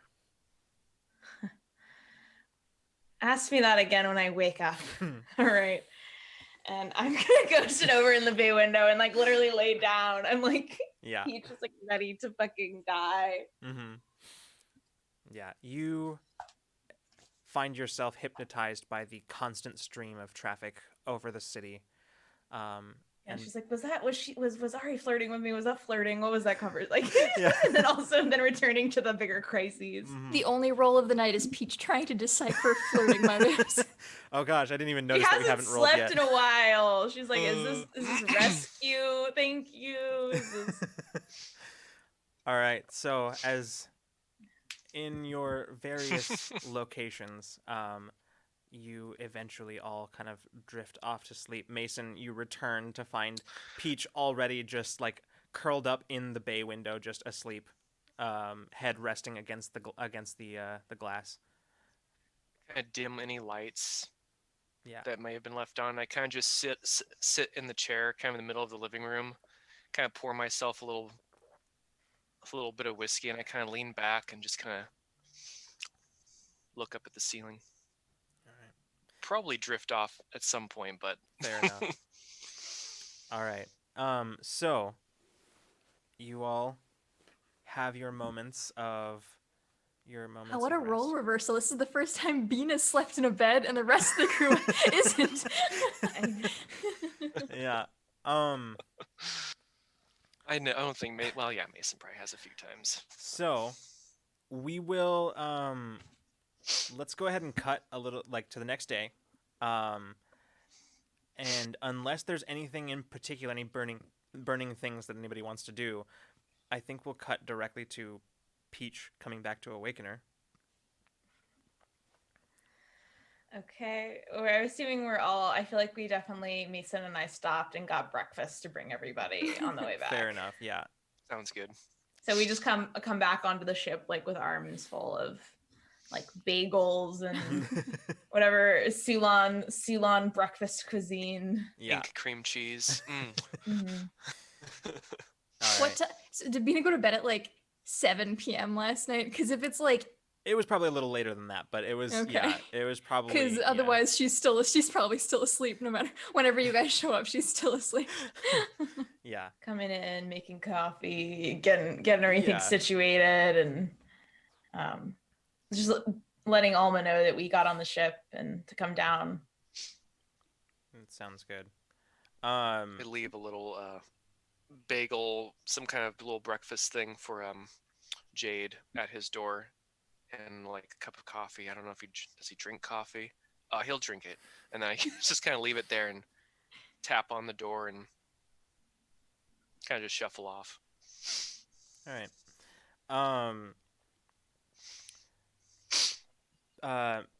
Mason, you sort of wander off as you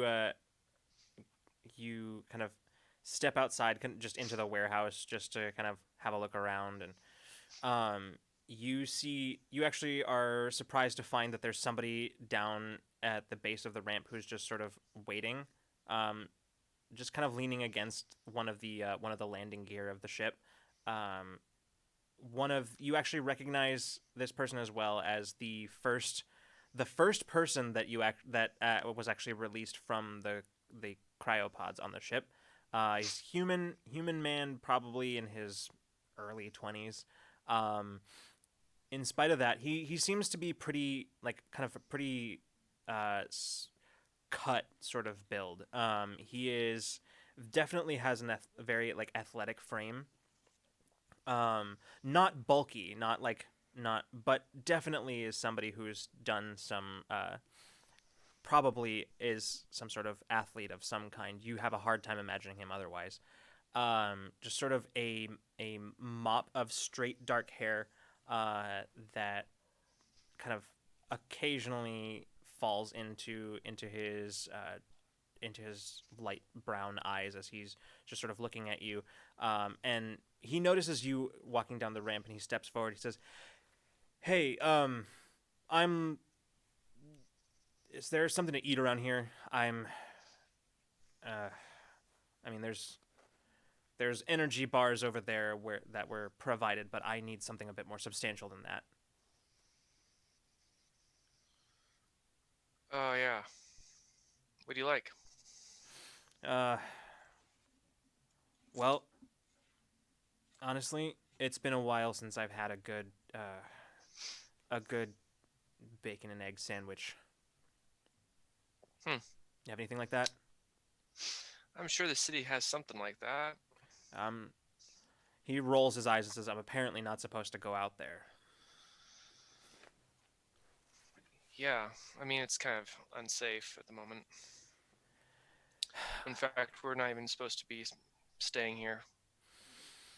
We're going to be leaving soon, I think. You know, eventually, you all are going to have to. You people are going to have to let us make some of our own decisions at some point. You're right.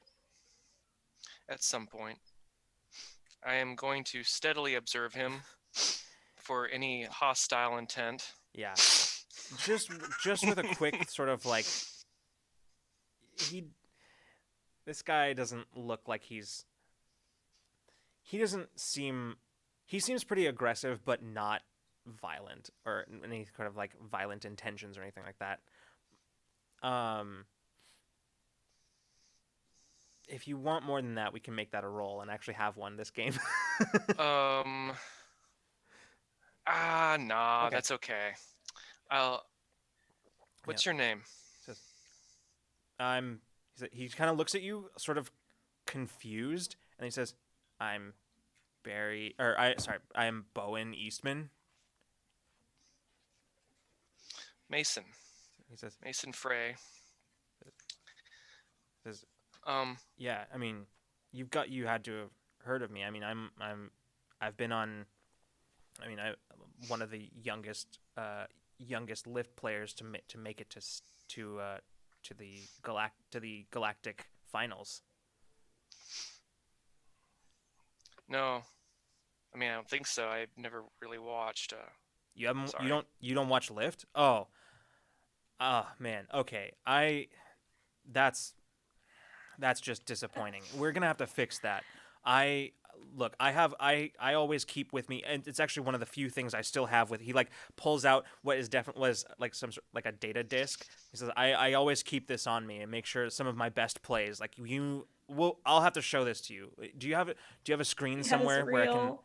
You have a screen somewhere where I can show this to you? I mean, this is really important. I mean, we're talking life or death here. Yeah, I hear you. But maybe we should get you some food too first. Follow me. Since we can't go out in the city, then let's go on the ship. Well, that's what I'm talking about. All right. Yeah. And he just like follows you into the ship. Oh my god. Opens wallet, unfurls photos of himself. This guy. He has his mixtape ready. His reel is out. And I will say it is not lost on Mason as you just sort of like grudgingly lead this guy into Awakener. It is not lost on you that in spite of the corporate kidnapping, experimentation, cryogenic stasis, and subsequent rescue, that the one possession that this guy managed to keep was a highlight reel of his greatest plays. An icon. We'll cut over to Peach as you are making your way into the cockpit, where you expect to find Alma, and sure enough, as you step in, she is sort of staring out of the forward viewport, not blinking. Um, she's just sort of staring out of the forward viewport and like very still and doesn't seem to fully register your approach. I'm just gonna softly just say, Alma, we brought breakfast for you. She starts and looks over. Says, "Oh, Peach, I'm Sorry, sorry. sorry. Were you were somewhere else? Literally, I've been Yeah. I've been working on. I don't know if I mentioned it last night at dinner. It's kind of all a blur, but I've been working on projecting myself using the ship's emitters, and it's easier some days than others. I haven't really gotten the hang of it just yet. So, she kind of looks around. Says, "Did you say Oh. breakfast? What time is it?" Probably almost lunchtime. She shakes her head. So it's really brunch, maybe. Okay. Oh, are you? How do you feel? I'm. She takes a deep breath and says, I am fine. I'm ready, I think. If you're ready. Yeah, I'm ready. Okay. And Should we stay here or should we go somewhere else? I think we should probably have you lay down or sit down. Well, we can go to my quarters or we can go to the observation deck. The observation deck, actually, if it's all the same to you, I'd feel a bit more comfortable there. Yeah. If that, I think Some food. She's about to possibly relive traumatizing events. Make her I eat first. have the breakfast. Okay. Yeah, and she stands up and goes to follow you out of the cockpit. Before- And kind of takes the whatever it is you Yeah. offer. And Yeah, probably like a big croissant egg sandwich Mhm. situation. yeah, Steaming hot. yeah. As you are making your way down the hall, I'm gonna say right now that Bina, you wake up because you can feel just the radiating nerves and anxiety yeah. from Alma. I was gonna say probably is after about 16 hours of sleep, the feeling of people roused in the ship probably gets her up, and that probably Yeah. pings her. So she it probably is like stumbling out of her room around the time that you guys are on the move. So I don't know if I run into them, if that's what was happening. You open the door to your quarters and look down the hall, and you can actually see the backs of Peach and Alma as they're walking down the hallway. Breakfast is ready. I feel like I'm just saying that as we're walking down the ship also, like So just Vito will- alerting whoever's there. Bina will get up for food, but also for I think quick Yeah. check-in. I think she's gonna kind of like scrape after them. Yeah. And just kind of be like, hey, hi, good morning, hello. Hi. Good to see you awake. Behind them. Did you sleep? So much. I don't think I've slept that much consecutively. Maybe years. I don't know. That was a lot. Feel better though. How are you? Did you sleep? I slept. I just I kind of give her a look that's like, I feel like feel some things. she says, I did sleep. It just Okay. not the most restful sleep I've ever had. It just, she Understandable. points at Peach, says anxiety. Yeah. You good? You ready? As ready as I think I ever have been or will be again. So, Good. yes. Good. Do you need anything? She kind of looks down at her food. She sort of like stops chewing in the middle of like mid bite and just sort of says,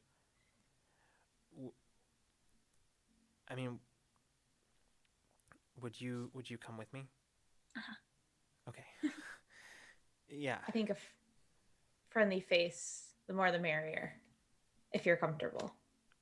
Yes. Please. Okay. And you all make your way up to the observation room. She immediately goes over to one of the kind of cushioned benches that lines the sides of this room, and just kind of lays down She says, she's just kind of breathing and looks over at Bina and says, "Yeah, I think I'm good."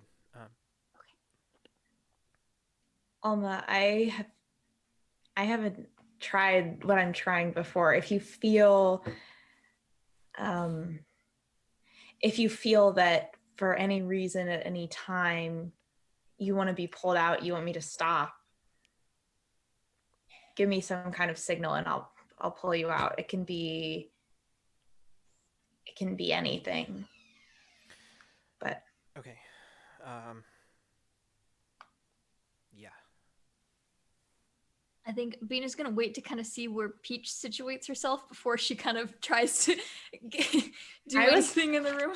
I was gonna kind of wheel a chair, like bring a chair over wherever she's kind of lounging, and I was gonna kind of sit near her and like take a hold of one of her hands. Okay. So Then if Bina wants to grab the other, you can. So I think she's like up, she's on a bench, like up against the walls, Yeah. right? Like this is, so I think she's gonna go and kind of, if it's a long enough bench, she's gonna sit cross-legged near her head, Mhm. like just kind of behind her basically, and just kind of be there and be like, do you want like an emotional hand to She just hold? reaches out up and Oh, like and a pulls- physical one yeah. too. Yeah. And she's like, okay, good, but do you want an emotional hand to hold too? Maybe monitor the situation. Okay. Sure. Okay. Permission to hold on if I think you need it? Okay. I think that would be helpful. Okay. She's got all four hands on all. She looks up at you, Peach, and she says, "Let's do this." Okay. Alma, you are safe here. No matter what happens, we're here and we'll be here when you come back out. Okay? Okay. So I want you to go ahead and close your eyes. She does so. And Okay. as she does, Bina, you feel just a very slight squeeze. I squeeze back. Okay. Now you're sitting here. I want you to picture being somewhere just as safe. Maybe a big comfortable bed in the coolest room you can imagine. Whatever walls you'd want to paint them, whatever's there with you. I just want you to look out the window and we'll see what we see. And I kind of want to use that as like kind of a bouncing off point to kind of access like some kind of her memories. I think the easiest way to do it, the way that I was thinking, is if there's some kind of block, I think kind of I would be able to sense the block. Okay. So I want to kind of see kind of where she is in a very kind of comfortable, serene moment, and like then where that kind of leads to the next Okay. thing. I'm gonna have you, because I'm determined to make somebody roll this game. Yeah. Yes. So I'm gonna have you roll. I'm gonna have you make, and this is gonna be an intellect roll. The difficulty on this is going to be 4. Yeah, because I don't have a specific ability for this, but Yeah. Okay. Does it have to do with sensing emotions or dispositions? Sure. I mean, yeah. I think So I could give you an encouragement. Is why I'm asking. Basically, like memories and dreams are all tied to emotions and kind of strong reactions. So I think that would make sense. Yeah. I So think I'll that's... give you an encouragement that flavor it like my being here to like, I don't know, to help tether her, I guess, ground her, can help them move forward. Okay. Mm. Yeah. Yeah. So as you're doing this, you start to push and try, like, just gently sort of following the kind of psychic path that Alma has opened up for you. And as you do, you feel Bina's presence as well, as you continue pushing forward, following the turns. So, What does her comfortable room look like? yeah. I'm imagining like Peach physically standing like kind of in this space, like looking out the window, like Yeah. So following where the motion leads. interestingly, her comfortable room,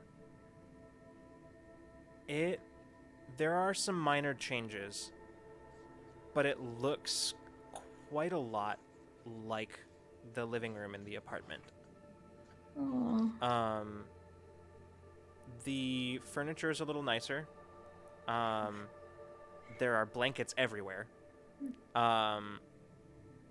And the color scheme is a little warmer, but it is very, very obviously that room. Okay.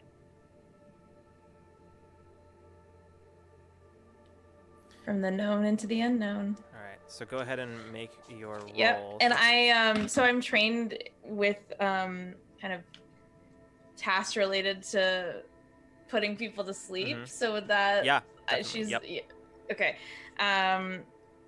So that lowers it 2 levels of difficulty, Right. because of the Bina help, and Right. then I have a free level of effort if it's intellect. I assume this is It an is. intellect roll, Yep. and then I'm gonna spend a level of effort, Okay. so I don't have to roll. All right. Cool. My dice have been untrustworthy as of late. Yeah, it's great that Cypher lets you just ignore your dice sometimes. We continue to not have rolls in this game. Yeah, I Yeah. mean, I might have to roll more for this as it goes, but Right. yeah. All right. So you standing in this room, you start looking around, and as you're looking, everything is almost, aside from the details that I mentioned, everything is exactly perfect, including the areas of egress from this room into the rest of the apartment. They are all kind of hazy, because from what you gather, this is the specific room that Alma chose to feel most comfortable in. But as you're looking around, you start noticing that maybe not all of the areas of egress are there. And as you look, you can see that, in fact, the front door to the apartment, the entrance, it's not there. And as you start sort of looking at that, focusing on it, you begin to notice that the wall there that has replaced the door isn't quite as solid as it might appear. And as you look a little even closer, you actually start to see, it almost seems like your attention on it, your specific attention to that missing detail, almost seems to call it into being. As you see the door is there, you see the door, but you also still see the wall. You see, it's like you're seeing both, like you're aware of both. And as you kind of look even closer, you begin to feel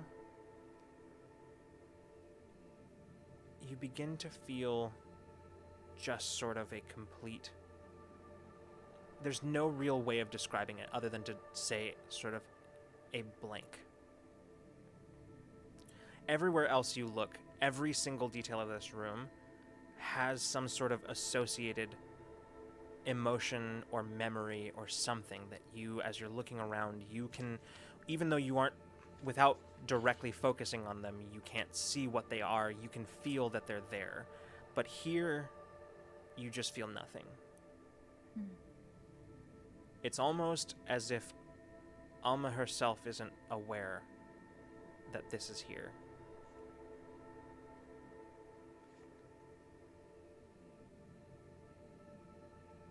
Well,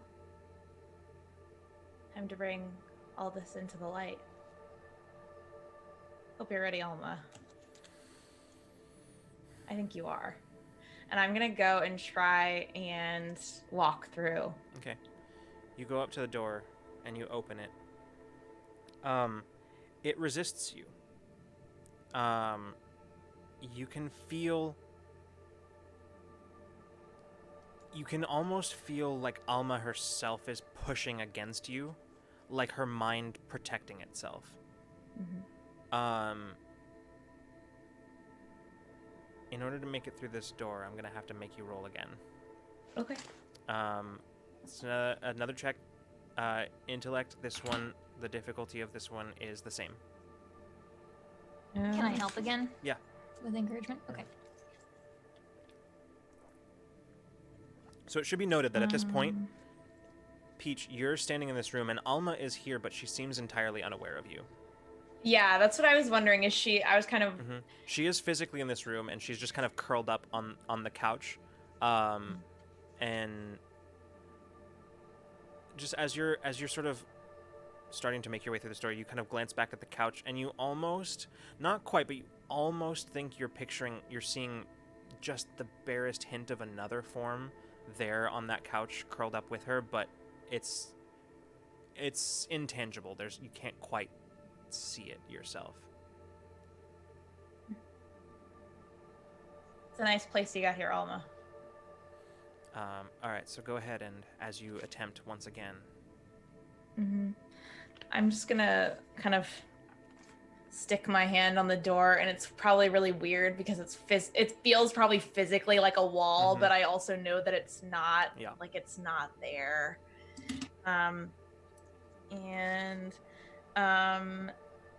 So what was the difficulty again, Lucas? The difficulty is the same. 4 It's 4, again? yeah. So Okay. if you want, you I don't mean, have to roll. yeah.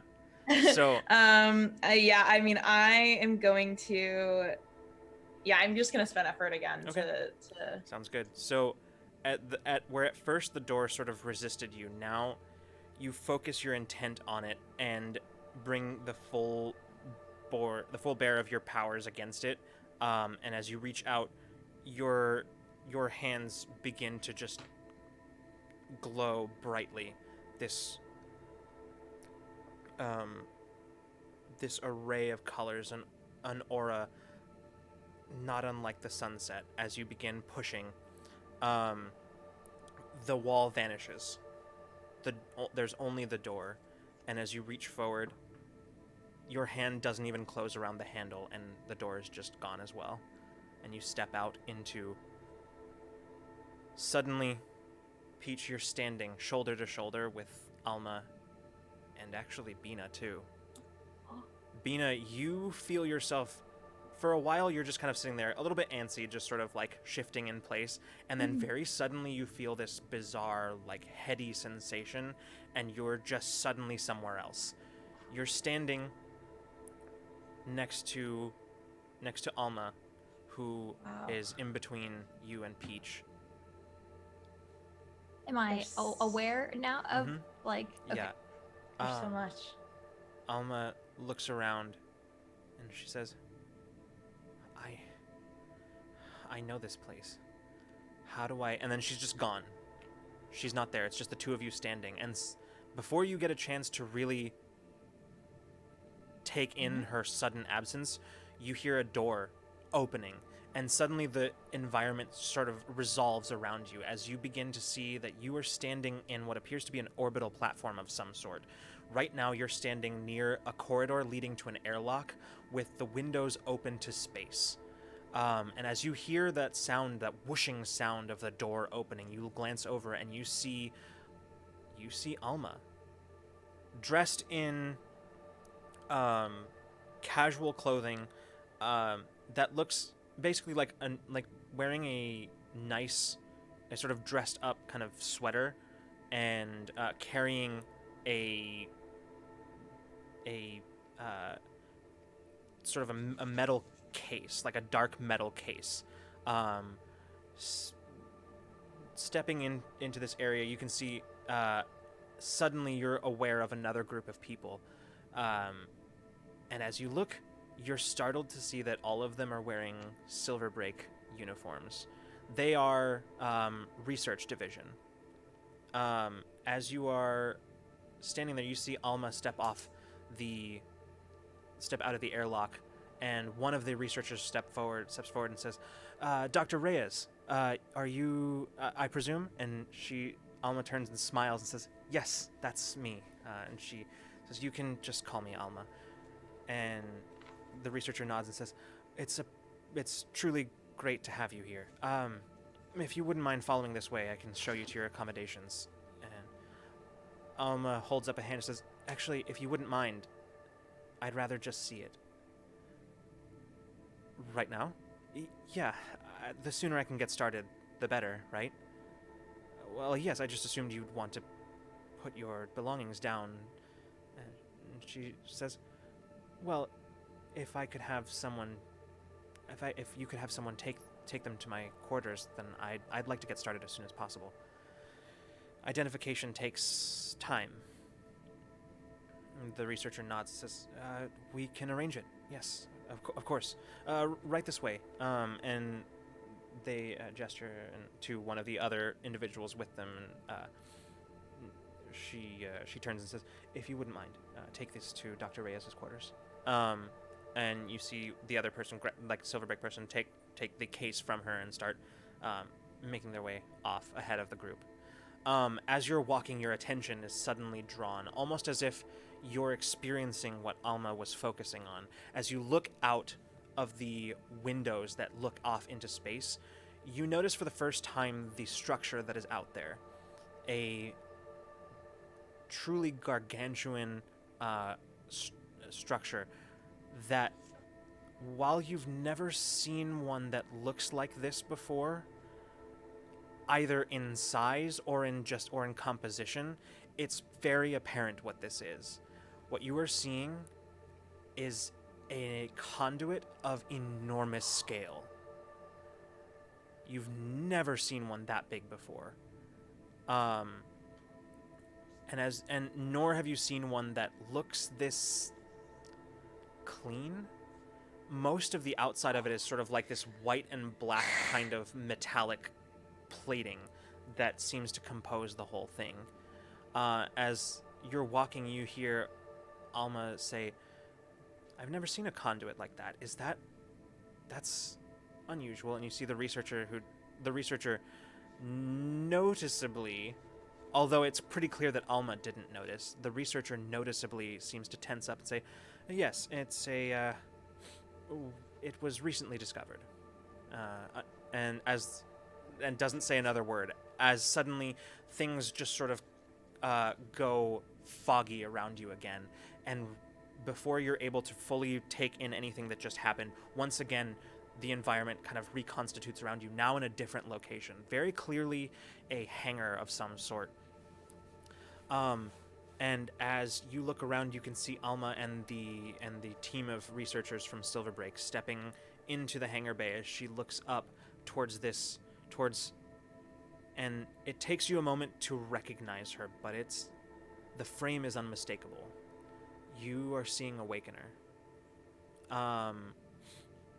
Right there in the hangar bay. A little bit more battered looking, and the plating is a lot more worn than what you are used to seeing. Certainly not the same plating that is on her currently. And you see the look of awe kind of pass over Alma's face as her face just lights up looking at her. She says, hello, you. I'd like to begin looking right away, if that's all right. And the researcher says, yes, of course, please. And once again, everything fades from around you as you see, as things begin to reform, you find yourselves in... You're pretty sure it's a ship, but it's unfamiliar to you. Alma is crouching down, just sort of running her hand along some of the bulkheads. It can't be much later, as you can see she's still wearing the same clothes, and just sort of looking over. And as you look around, Bina, you begin to notice the similarities between the interior of the ship that you're looking at and that one strange room. The secret room on board Awakener. As Alma begins sort of running her hands along some of these strange bulkheads, it's immediately apparent to you, Bina, that this is not This is not a ship that composition that you've seen before.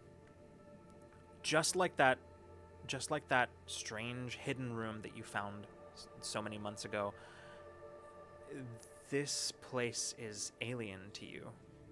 Alma is sort of looking around with just this huge smile on her face, just sort of smiling around. She says, "Where did you come from?"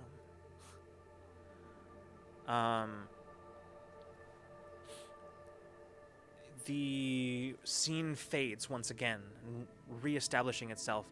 Definitely a different day, as Alma is now wearing what appears to be the kind of jumpsuits worn by those who tend to be working in potentially hazardous environments. Not like a full hazard suit, but kind of a utility jumpsuit. As she starts looking around, now she has several instruments that were in her hands as she's starting to taking samples, small scrapings from the bulkhead, and just sort of testing them. She is alone here in the vessel. You're in a different part of it, one that you don't entirely recognize, but it could be. It's possible this is what eventually becomes the hold. But as she's looking around, you suddenly hear, just as Alma must have, you hear just these soft whispers. Just Alma suddenly stops and looks around. She says, "Hello? Someone there?" She slowly goes back to what she's doing. You hear the whispers again as she looks. She looks up and puts her her instruments down and starts looking around. Says, "Is someone there?" And she starts walking, following the sound as it keeps happening. Following her, you see as she reaches what is very clearly the engine room. It looks very different than it does now. Nothing even so recognizable as an engine at all in it. And she looks around and starts kind of feeling toward, like listening, hearing the sound of the whispers, reaching out. She finds that panel, Bina, that you're now familiar with, and she takes it and removes it, sets it aside, and kind of gets down on all fours and looks into the maintenance pathway. "Hello?" You can see as she glances at her terminal for a moment, and then she shakes her head and just starts walking through, like crawling through the tunnel, still hearing the whispers from time to time, getting louder and louder. Following her, you can recognize that the path she is taking is leading her towards that room where you first saw her. As she reaches that place, she pushes aside some of those wires and says, "Hello? Are you in here?" And she continues onward, making her way into that room. And what you see there, both of you probably knew before you even saw it, but as you're looking at it, you can see an orb hovering in the center of the room, maybe about this size.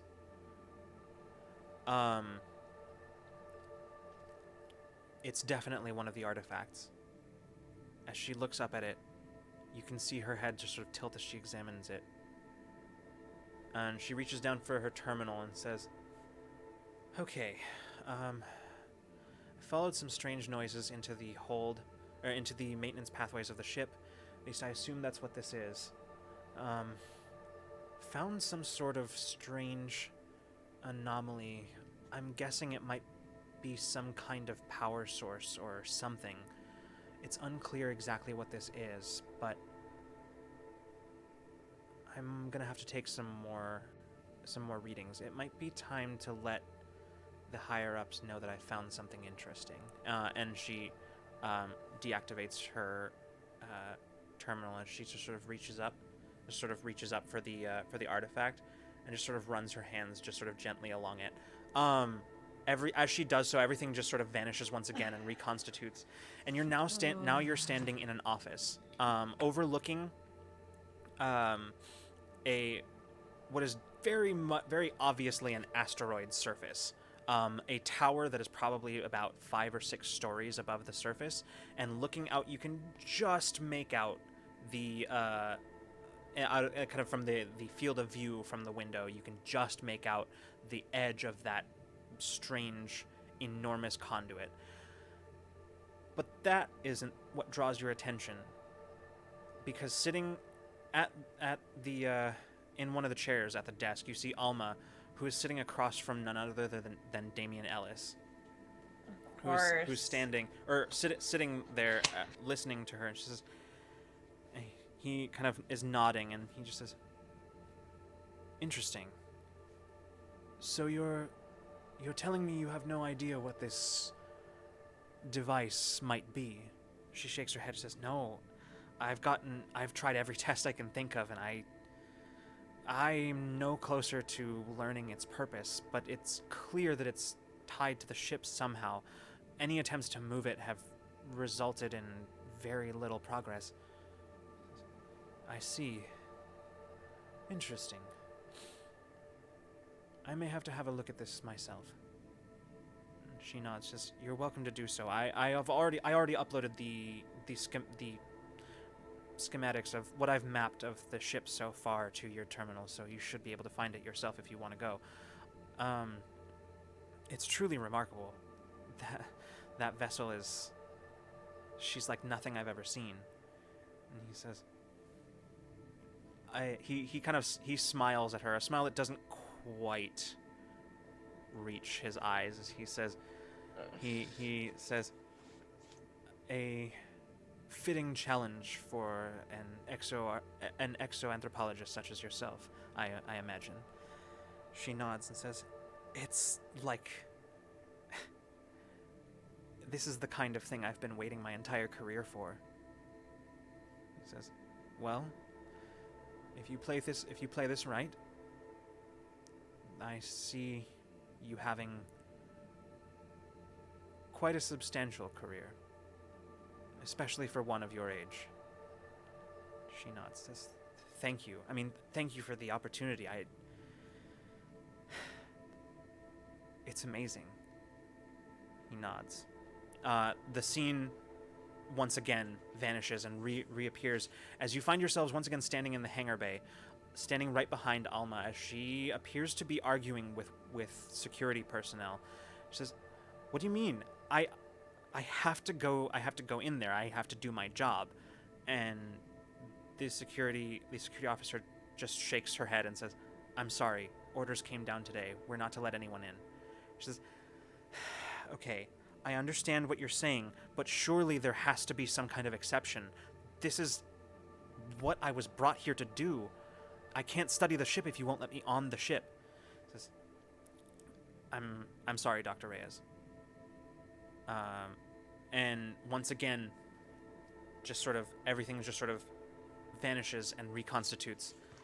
And you see Alma sitting in a crowded mess hall, talking with somebody looks like off-duty Silverbreak personnel.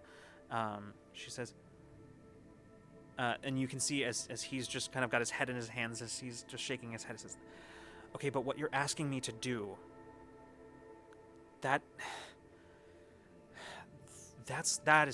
too far, Alma. I could lose my job."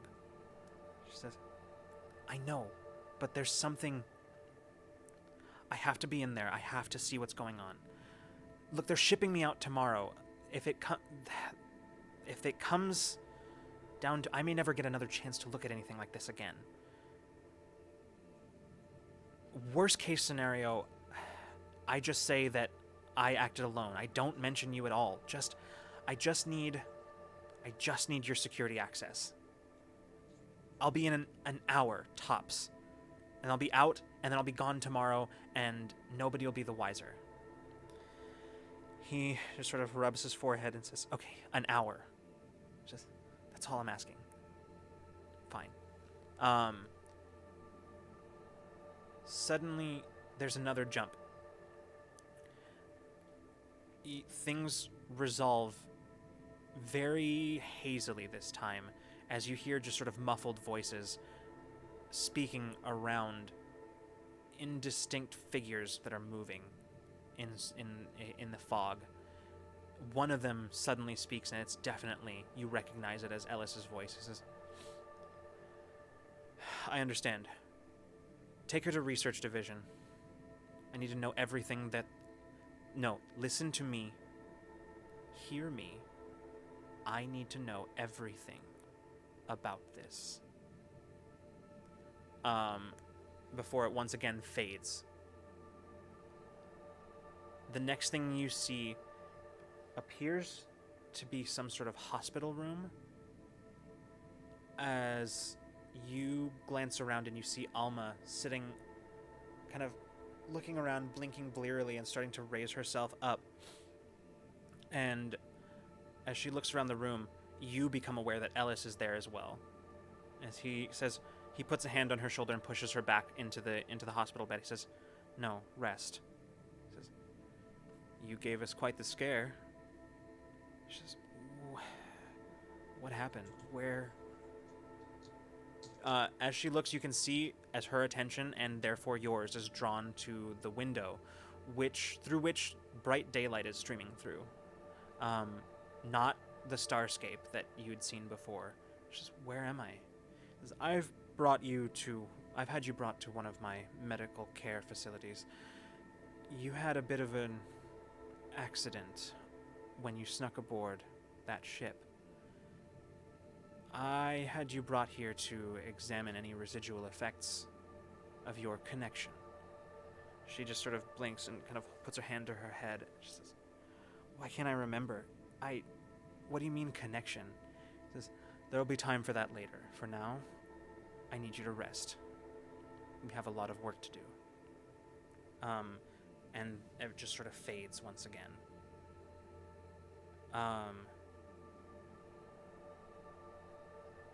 The next thing that you see, everything is dark. Everything is completely dark. As you see, no, you don't see it. You feel distress. Not yours. In fact, you're not sure who you are. You're not sure what's happening. Why can't you see anything? Why is it so difficult to feel? That sense, that pulse of distress once again, and you reach out for it. You look for it, and you feel death. One death. A second one. A third one. You don't know what's happening, but you have to stop it. It's coming faster now. There's something wrong. There's an emergency. Something is happening. You scramble around looking for anything that you can do to stop it from happening, and then you feel something. You feel it. And then you start to see it. A bright point of light. A light in the darkness. Desperately reaching out. You reach out for it. You grab it, struggling to hold on to something, anything, and then... That was the first time I saw her. And then, once again, it resolves. Everything disappears and then resolves. And you see an Orzai. Tall for an Orzai. No wings. Just sort of... There you go. Is that better? You see the Orzai is holding in her hand the FTL boot. Just sort of holding it. And suddenly you're yourselves again. And you're standing apart from the scene. You're watching Bina, months ago, standing in the engine room of Awakener. And you don't see Alma, but you can feel her. You can feel her starting to become aware and being able to feel again. And then everything just sort of once again vanishes. And you find yourselves back in the observation room of Awakener, as Alma just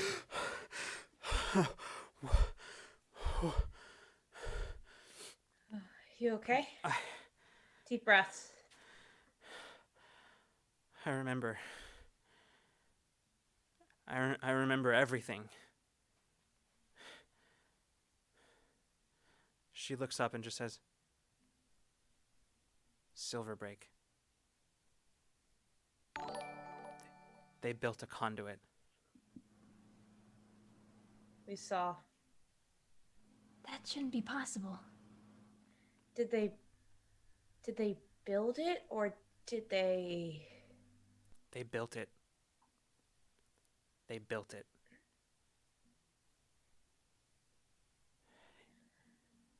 If anybody finds out, if the Commonwealth or the Ascendancy find out, it's galactic war. And so many factions.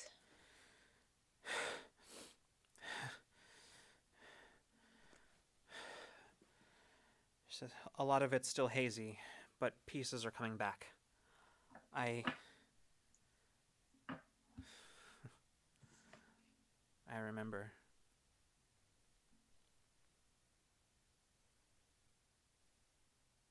And are you okay with that? I think I am. She looks at you, Bina, and smiles, and then, even though you're looking at the face of the same woman, there's something different. It's almost like you're looking at a different person a little bit. Got a piece back. She looks at you, Peach, and just says, thank you. It was there. You just need a little poke in the right direction. Being kind of like wiggles her hand around and says, "You're a scientist." Yeah. Well, exoanthropologist. Should we start calling you Dr. Alma? Please don't. Wyre needs to know about this. Yeah, I was about to say the same thing. Let's go. Step. She'll kind of pull, kind of help pull her up off of the. Yes, doctor and engineer. Mechanic, sorry. As you Both. begin exiting the room, leaving the observation room, Peach, you just sort of unbidden, you catch just sort of a skimming of Alma's surface thoughts. Yeah, I was almost gonna ask. Okay, yeah. You see none of the memories that you expect that you just witnessed, and nothing. Even though you can sense there's a new awareness, an overwhelming awareness for Alma about her early life, the picture that comes into your mind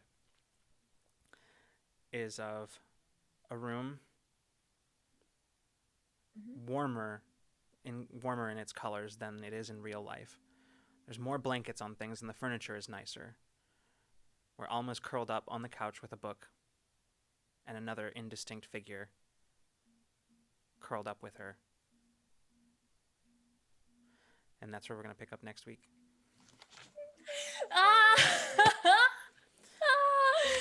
Oh gosh.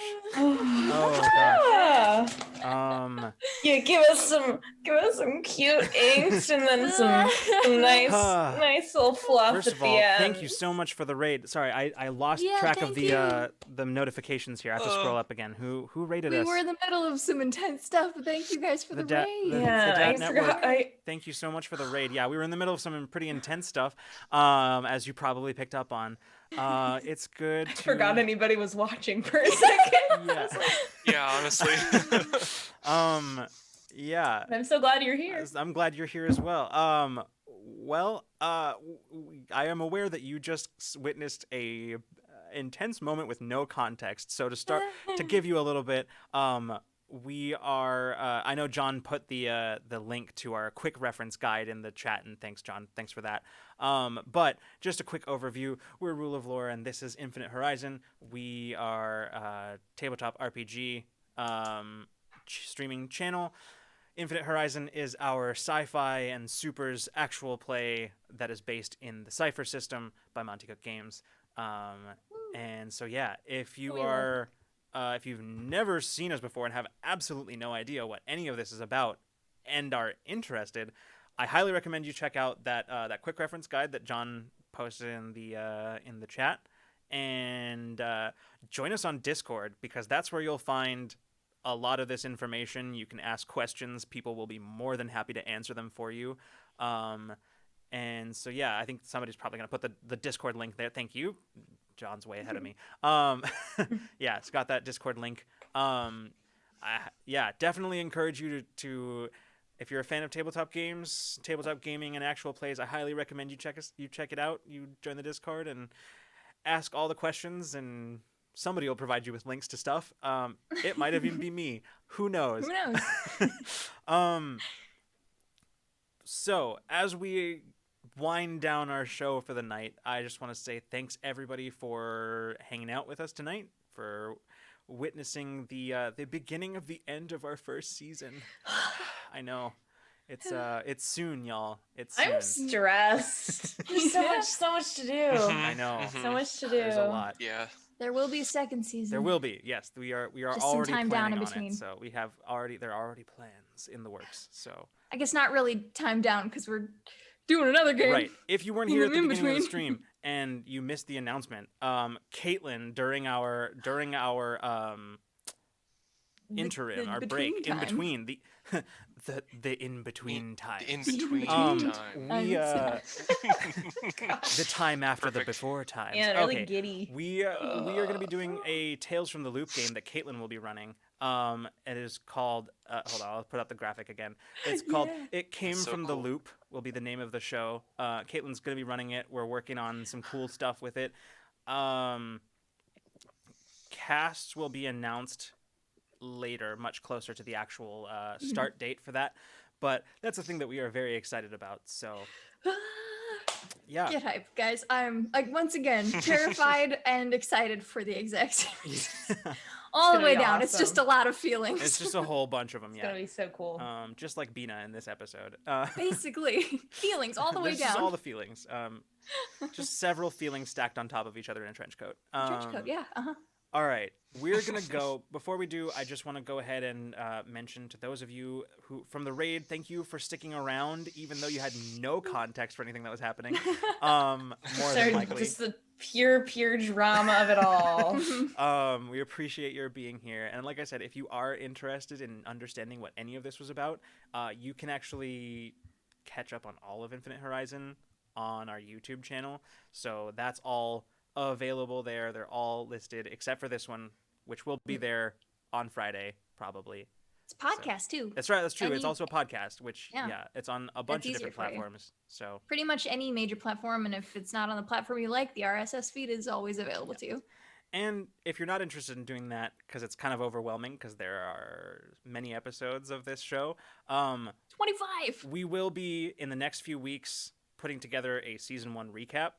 So that will be coming out as well. So if you're interested but don't have the time to catch up on the whole show, I say give us a follow anyway, because we will be putting out sort of a recap video at some point very soon. So thank you so much again for the raid. It was great to have you here for the short time that we did. It's kind of at the end of our thing, but yeah. We'll be back on Friday for Ramblemancy, where we'll have most of the cast, sans Olivia, and we'll have Lily and Drac, our two guest players from the season It's gonna 1. be so fun. And we'll be having them on to talk about their arcs on Infinite Horizon. And theoretically, there will be a video game stream on Saturday. TBD. We will determine that later. But keep an eye on social media. Follow us on Twitter. Join the Discord, etc., etc. And you will be kept in the know. Woo. But yeah, for now, everybody, have a good night. Good night and good zone. We'll see you the next time you decide to come roll with us. Good night. Bye.